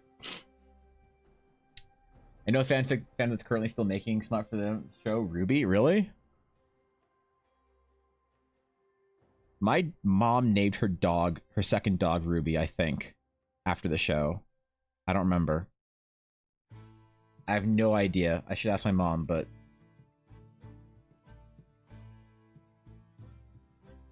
I do like her second dog a lot more than her first dog. Way less of an asshole. No idea where the naming convention came from, but I think it was from the show. I'm not sure. The joke rules. Yeah, thanks, man. Hey, Penguin. Thanks, bro. It's actually funny because I looked up a fantasy author. It turns out he used a female pseudonym when writing romance. That's fucking hilarious. Oh my god, that's hilarious. See? Damn it. This is... We're not supposed to find these patterns. Damn it.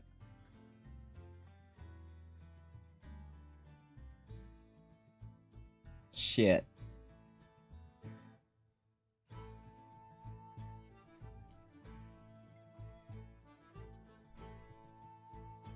There's a whole progression. You begin with fanfic, then you start Tumblr where you promise to write more fanfic, then disappear for years, and you announce to begin to upload to Wattpad and Litera, and then become grocery book smut authors before becoming a ghostwriter for James Patterson.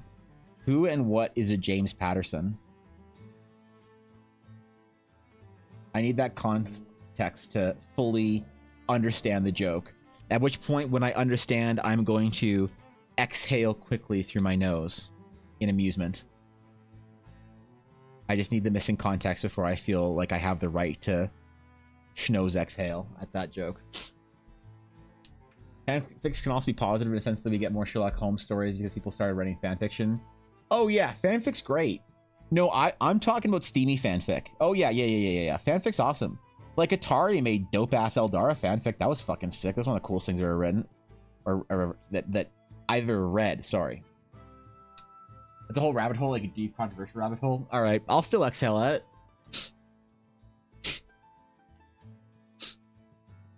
Good one. Good one, bro.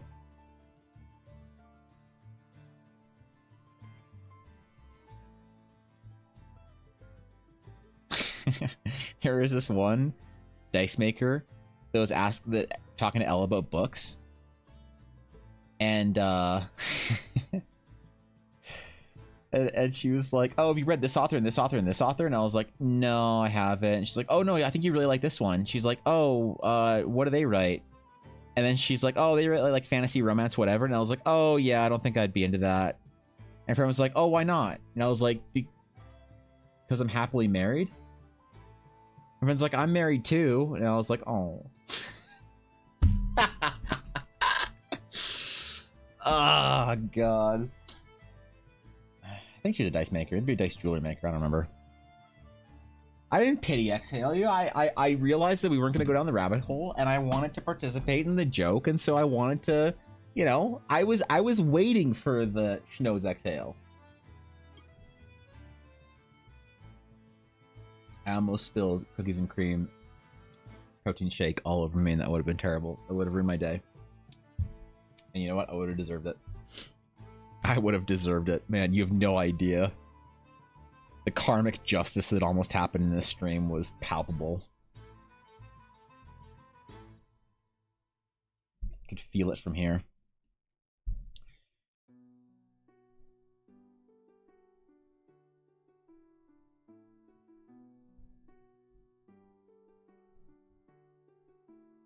The larger the structure, the more rocky it gets. The more it suffers from its own geometry. Like a genius suffers from his mind.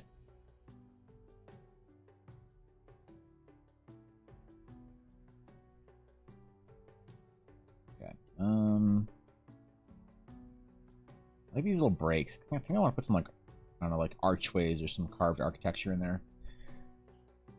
If I have to explain a joke that I don't deserve a nose exhale, people come into chatting, think their character concepts are relevant and do better than that previous joke. Damn. Look, but you assumed that I had a common lexicon. I didn't, and I felt bad that you know, that's an inadequacy on my part, Viddy. That's not an undeserving a joke undeserving of an exhale. That's me not knowing shit. Right? It happens all the time. Right? Somebody came in the other day and was like, hey man, what do you think of the changes to Wizards of the Coast has made to orcs? And I was like, I don't fucking know. Shit. I don't keep up with that. Is it bad? Are we mad? Are we mad? I thought, wait, if we're mad, let me know. Yeah, I'm down to be mad. I just need to know why. Right? Like, it's on me.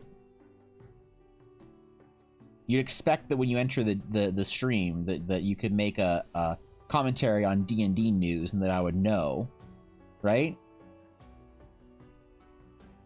Same way that if you there's an author or a writer that maybe is culturally common knowledge, that you could expect that I would know some shit about that. And so it's a me problem, all right? The funny thing I found out while searching for my favorite author is 69 years old. All right. Who's your favorite author? This is an opportunity for you to sound really cultured, Garth, and be like, well, actually, it's Dostoevsky. Technically, he's 69 because he died when he was 69 years old. I don't know if that's true or not, but you have an opportunity to sound so fucking cultured right now because I just asked you who your favorite author was. I just set you up like you have no idea.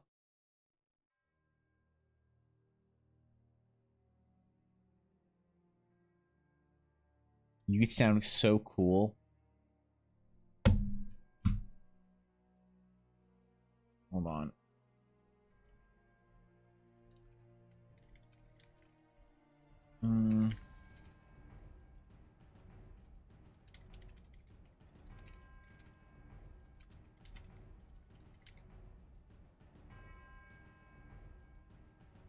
Okay.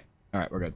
I'm scared of my new pet peeve. Is it art programs that assign hotkeys to commonly used tools? The wand tool, for example. The hotkey is different than every other art program out there. You aren't special. The wand tool should always be set to W key. Yeah. Yeah, get him. Ugh.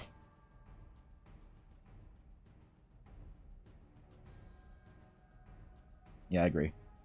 What art program is thinks that they're cool? Flower. Which program specifically is trying to be interesting? Is trying to be not like other girls? Which art program wants to be the protagonist, the anime main character? Which is the Kirito Sword Art Online Fantasy art program that thinks they deserve to be the... What's the fucking dumbass word they use for the beta players? Beaters? Paint.net? Maybe they get to be cool. I don't know. Let me maybe make a more relevant joke. Ottawa Senators? Yeah, fuck them. Thank God Thorkin isn't here. Go one. Go one. John Grisham. I feel like I've heard the name before. What is Mr. Grisham written that I might know? I feel like people have referenced the name in a fantasy author context.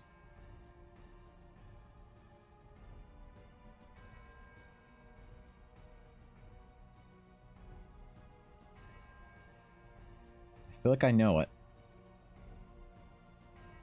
I feel like I'm acquainted. Like I've known him for a lifetime. And what the fuck is Eunice still barking at? God, she's such a Karen.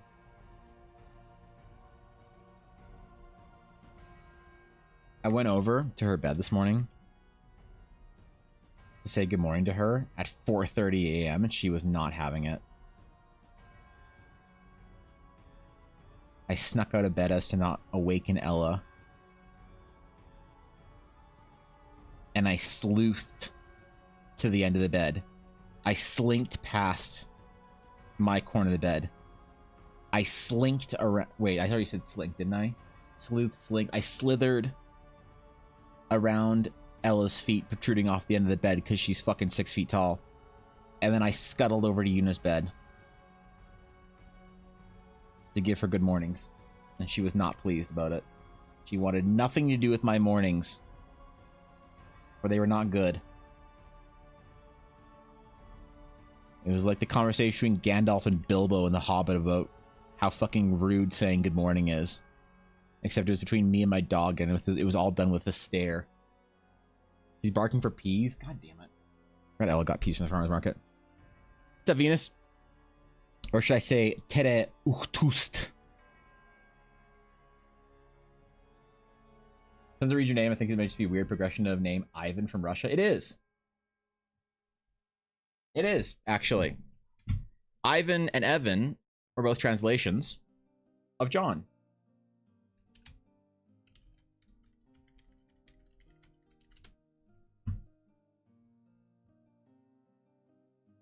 How does the name John turn to Evan?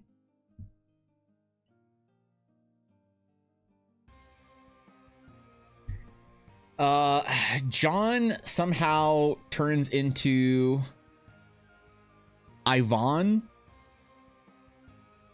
and then Ivan turns into Leifan, and then Lifan, and then Ivan. So it is. Yep. Many names are actually the name John. It's crazy.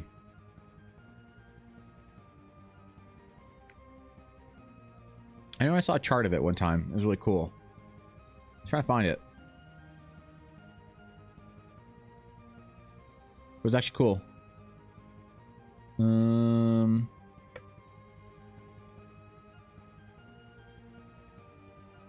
Yeah, I don't know. But Evan's just Welsh John. And Ivan is just old Rus John. How? I mean, there's a really cool progression of it. How are all names John?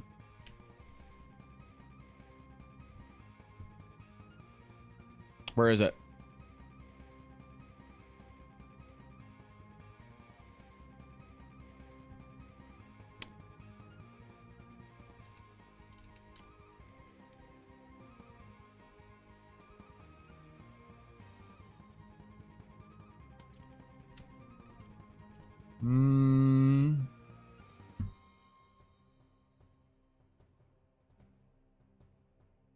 Where's the etymology thing? Where is it?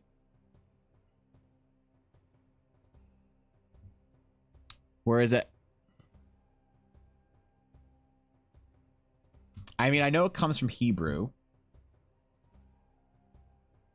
Pronounced Yehonan. I like when they say that they give like a Hebrew word and they Romanize it with a fucking upside down E and like lines and shit. And that somehow turns into Evangelos. I know that. And Evander, which then turns into or which was from Ivan. And then, yeah, I don't know. It's I remember I saw found a website of it.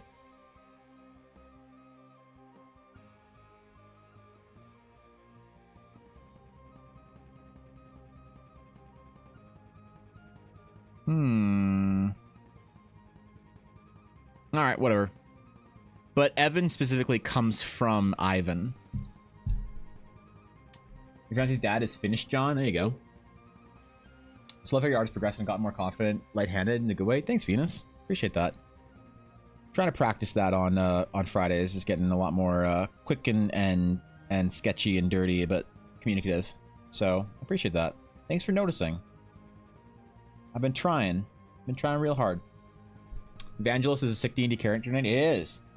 It's Greek. Man. All them Greek names.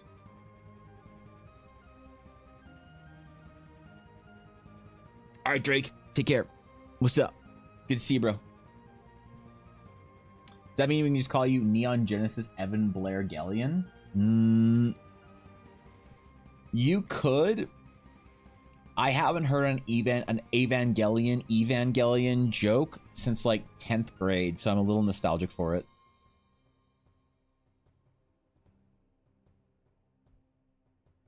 I used to get Blair Witch jokes all the time when I was young. Like 48-year-old men be like, "What's your name, son?" "I'm Evan Blair, sir." "Evan Blair? Any relation to the witch?" I'd be like, I don't know. But now what I do is I just pretend I don't know what they're talking about because the movie's old enough that you can make them feel awkward. Evan Blair art? Like Evan Blair Witch? Like what? Like Evan Blair, like Evan Blair Witch? Is that where, like you know the Blair Witch? What? What are you talking about? The Blair Witch? What? Yeah, you know, like the movie. What movie we're talking about? And you can't say that. You couldn't say that like in 2000 whatever because the movie like come out and it was a big deal. But you can now and make people feel like they have a relevant cultural reference. Nothing that shuts down somebody's like dumb joke about your name more than making them feel like their reference is irrelevant. So if you ever see me do it, you'll know that I'm doing it intentionally. You'd be like, I see what I'm doing. I see what he's doing. He's making them feel bad because they made a dumb cultural reference with a low-hanging fruit joke. I see you, Evan. I see you mastering your... Yeah, you get it. Is it petty? Sure. Do I have to take some small amount of enjoyment in it? Of course. I know Jesus is also a weird translation of Joseph or some. It's actually Yeshua. Yeah, the either Aramaic or Hebrew name of Jesus is Yeshua that got translated differently because some other things happened. So Yeah, there's some weird translation shit there, you know. So the way names evolve is it's pretty crazy.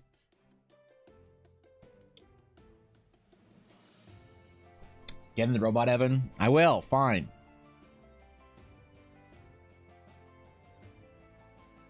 Hey, you seen Oscar anywhere? I gotta. Never mind.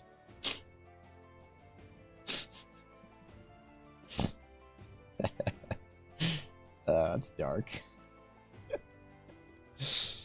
God, I disgust myself.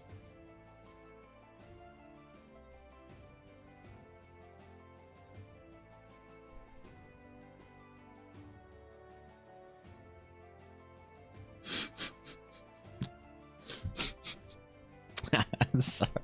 Oh God. My reputation, my minus aura for Evan Blair. Minus aura.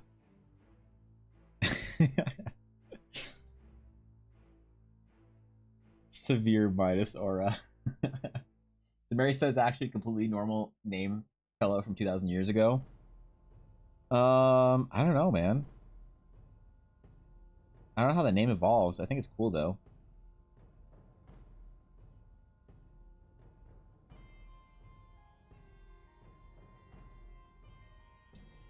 I'm not a religious scholar, unfortunately. As cool as that would be. I had a friend that was a religious scholar. He went to university for it. Like, damn, you can get a whole degree in that? He's like, uh-huh.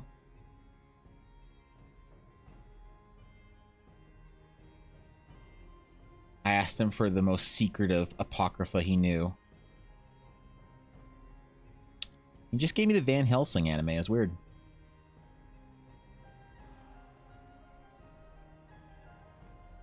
Yeah, I didn't get it. Maybe there's a message in there, I don't know. Some Enoch shit or whatever.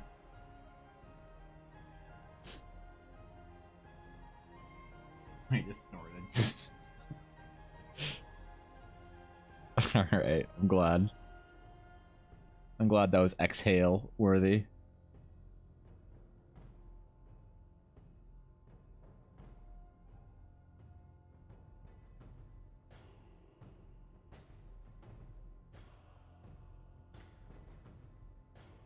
Okay. Okay.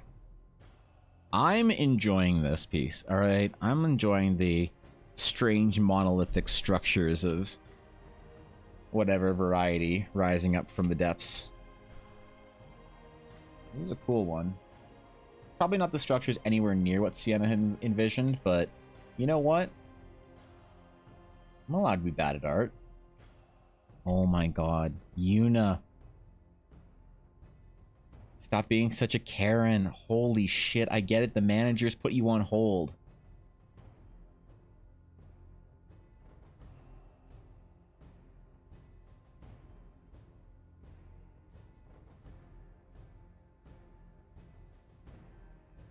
This is Ella's fault. Hate that I get all these references.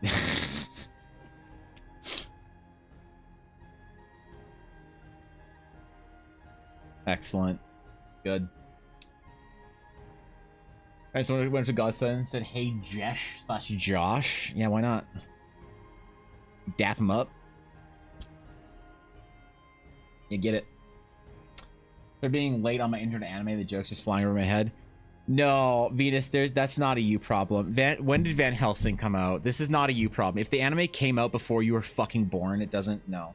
When did Van Helsing anime come out? Came out in 2001. Okay, there's no. You don't. No, you don't. Oh, if you were not like old enough to watch anime when the anime came out, you don't have to know shit about it. About these irrelevant fucking old ancient boomer takes that like this anime came out back in the days where I would get like DVDs burnt from people like friends of mine or whatever. You know, this is ancient anime. All right, a time I'm nostalgic for because I enjoyed buying anime in DVD form and then trading it with other anime fans and like having small little like indie cultures. The way anime is just so widespread and degenerate now, it's fine, but it's like I do have a nostalgic sort of remembrance of the way it used to be. But Like there are things in your life as a young lady, Venus, there are things in your life that you will nostalgically look back on how independent it was back when you were let's say a teenager or a young adult or whatever, that when you are, you know, an actual functioning member of society with a family and kids and shit and whatever else, you'll look back and be like, oh, that was fun because it wasn't that widespread and whatever. I look back at anime that same way, you know, but I don't expect you to catch I don't expect anybody in this fucking chat to catch any of my ancient anime references. Basically, I'm just self-reporting as an irrelevant old man, whilst trying to at least have a sense of humor about it. Because as you grow up and you grow into your cultural irrelevancy, which is what anyone who's older than 30 now is unfortunately culturally irrelevant for the most part, you have to make a joke about it. You have to find it funny. It has to be funny to you, or else you're just gonna make yourself sad.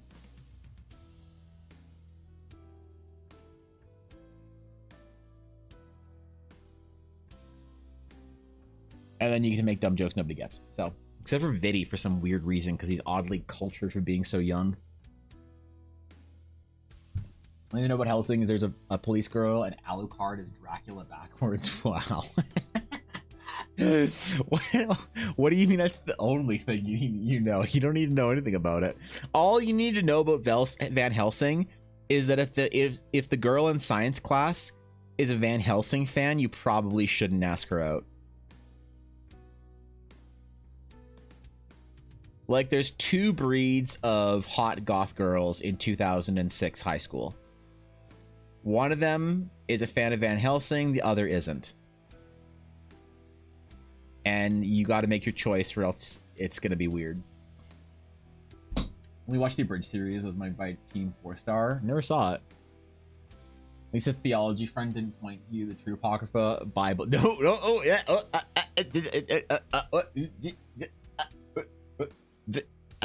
We're gonna no yeah, wait, okay, we're good. Ooh. Yeah, oh god, Vinny, we made it through that one without getting banned on Twitch. Oh, that was a tough one. Yep. Yep.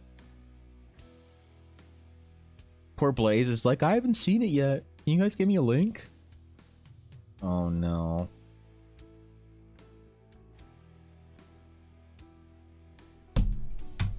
I need to send Fishy a message.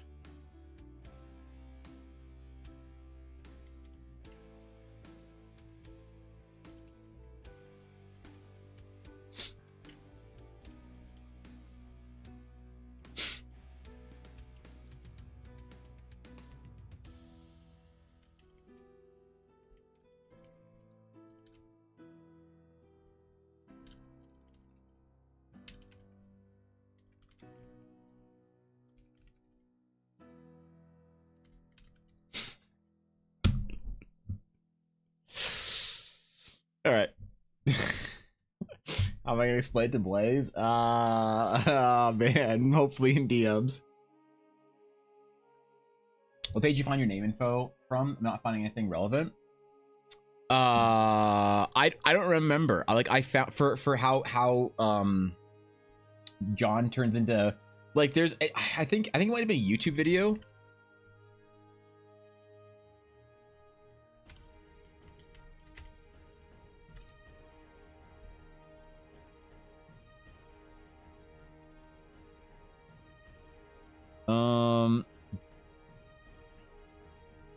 Yeah, I don't remember. I saw, like, it was a really cool progression of how translated into different languages it is translated into, you know. I don't remember though, because I looked it up and I didn't find any Google searches for it, like for a web page, but I think I read it and not watched it. We were talking about this one day and I actually found it on stream. There is a stream clip of us experiencing this together, Venus, of how every name is basically John, or the evolution of names. Like, you can take your first name, Venus, and put it into Google and hit the word, like, origin of or whatever. And it's a pretty cool story. Whatever, like most first names, with very small exception, have like really cool origin stories. So give it a try. Use time me out for the rest of the day, so I don't need to explain this to Blaze. Thank you, bye, enjoy my stay, have a good weekend.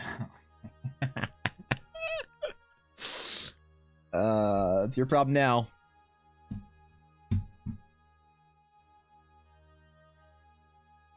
Yep. This is your problem now.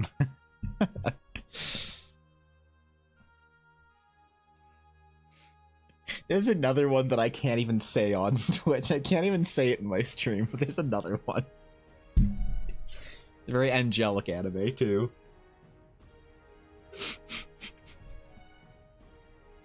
With a fucking dope soundtrack.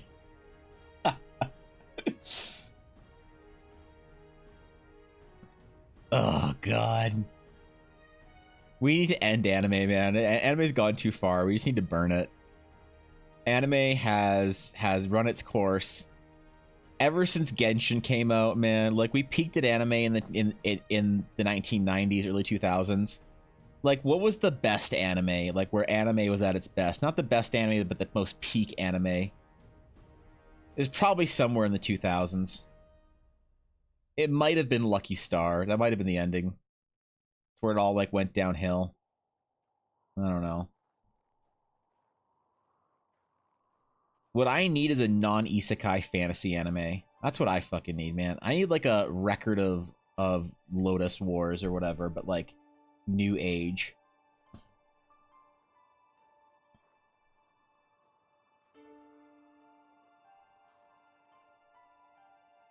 That's what I need, man. Violet Evergarden was good. Violet Evergarden was great. Violet Evergarden Venus, when it came out, was such a big deal. With the animation, like KyoAni basically just flexed and dunked on everyone when that anime came out, and I love it. There was a long time there that I watched every KyoAni anime that came out because it was just so visually striking. Until Hibiki came out, and I said, I'm not a lesbian. What am I supposed to do with this?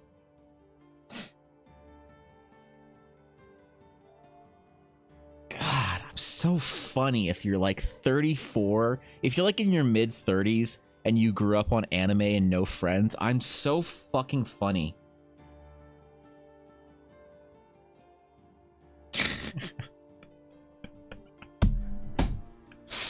Alright, I'm done. I'm done. Best anime, Spice and Wolf. Spice and Wolf was great. Yeah, that's two. Most anime is JoJo's, if I understood memes correctly. Yeah, maybe. I don't know. I never saw JoJo's, but not really my vibe story or art-wise. Maybe I should. The random scene, the two dragon girls fighting Kobayashi Dragon Maid was a true flex, though. That's true. Yeah, that's true. KyoAni's great, man. They're really on fire. It's okay. It's been enough. It's been long enough. It's been long enough. It's been long enough. It's been long enough. It's funny now, right? It's too soon. Shit. Damn it. Hold on. How many years? It's got like 7, right?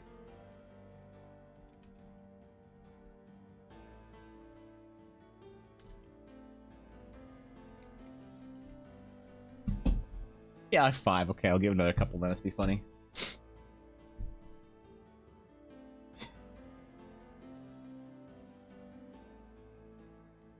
KyoAni's like legitimately my favorite studio. I don't know what they've done recently. I know they ruined anime for a lot of people with the genre or whatever. Like, I try and pinpoint the anime that KyoAni made that ruined anime, and I think it was like, what was it called? It was like KyoAni Myriad Colors or something. Yes, Myriad Colors Phantom World. I think this was the anime that KyoAni made that ruined anime. If you have to track the destruction of anime, you could either make a case for Lucky Star ruining anime, or Myriad Colors Phantom World.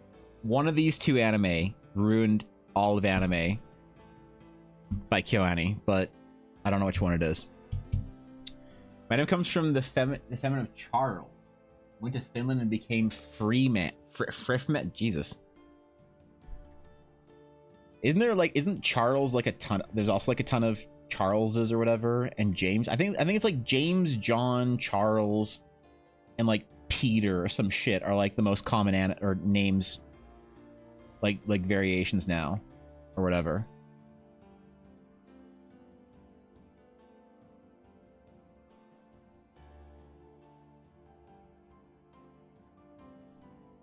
I think that's like there's like 5 names that every name is like named.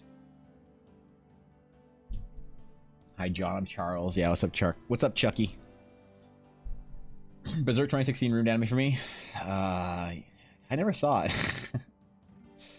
I stayed away. I'm good.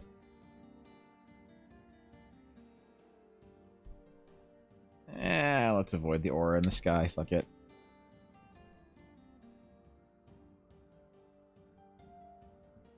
Instead,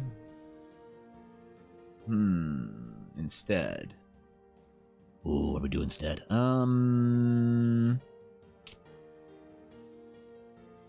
know what? Fuck it. It looks good on its own. We don't need to do anything else. I like it.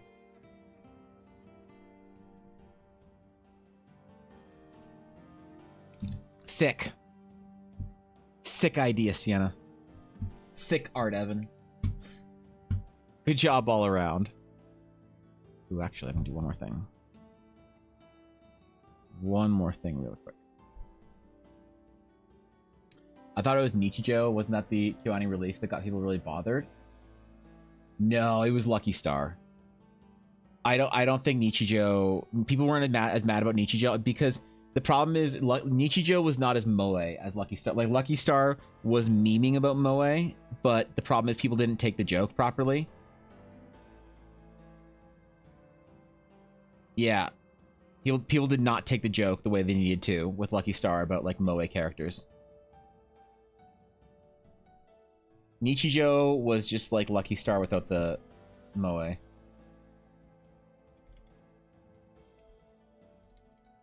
Nichijou and Azumanga Daioh were sort of like what Lucky Star should have been in a lot of people's eyes. But, like, they didn't get the joke, as far as I'm concerned.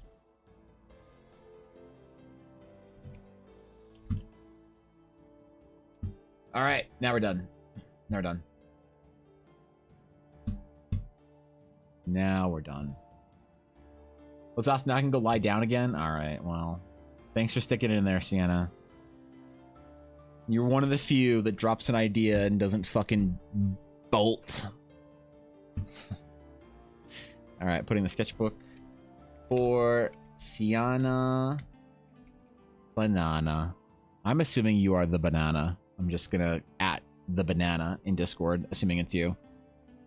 Yeah, okay, that's you. I see Ali's artwork. We're good. People do that? Oh, all the time. All the time. People will be like, yes, I want a sketch. Okay, now I don't have to watch Evan stream anymore for the rest of the day. And I know who does it, and I don't like say anything about it, but I know I'm like, you're gone, man. You're gonna go watch anime. And then wait to be added in Discord later. You were only here for your free art, you fucking goblin.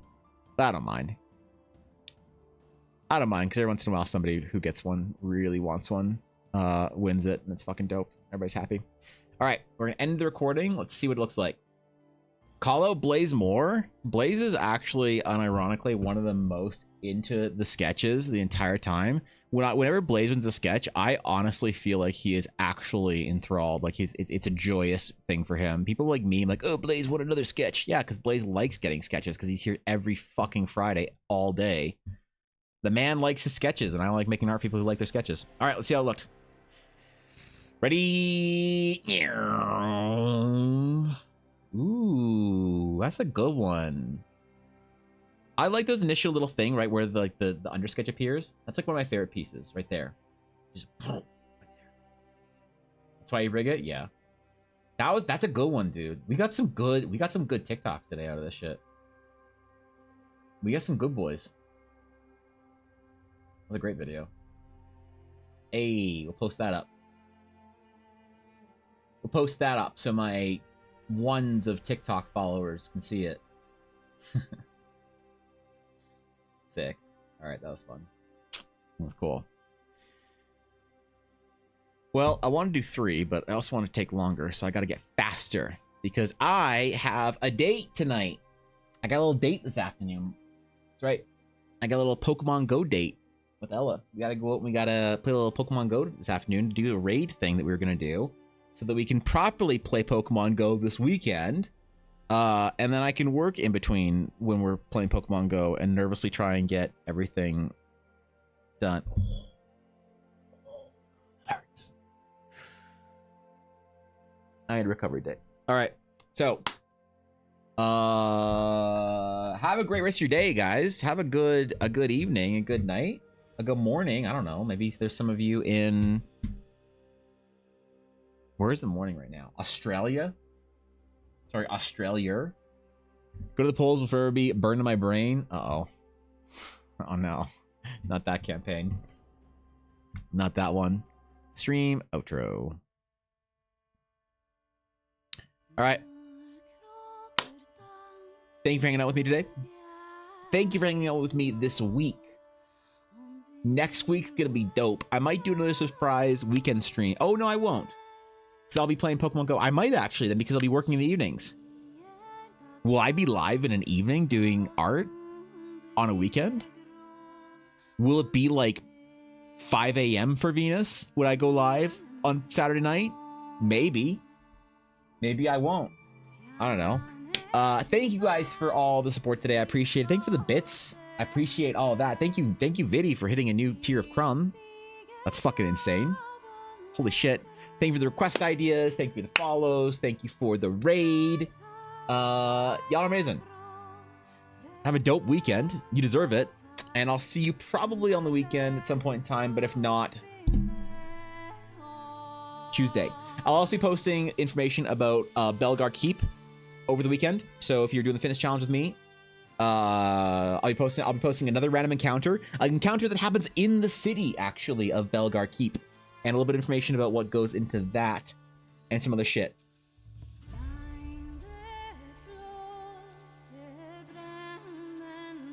I think there's something else I was going to talk about today. I'll remember in 20 minutes after I've gone offline. So, Viddy did get Alexandrite Blaze. Yeah. Yep. Here's a pog. All right. Hope you enjoyed your stay. Until next time, gamers. Farewell.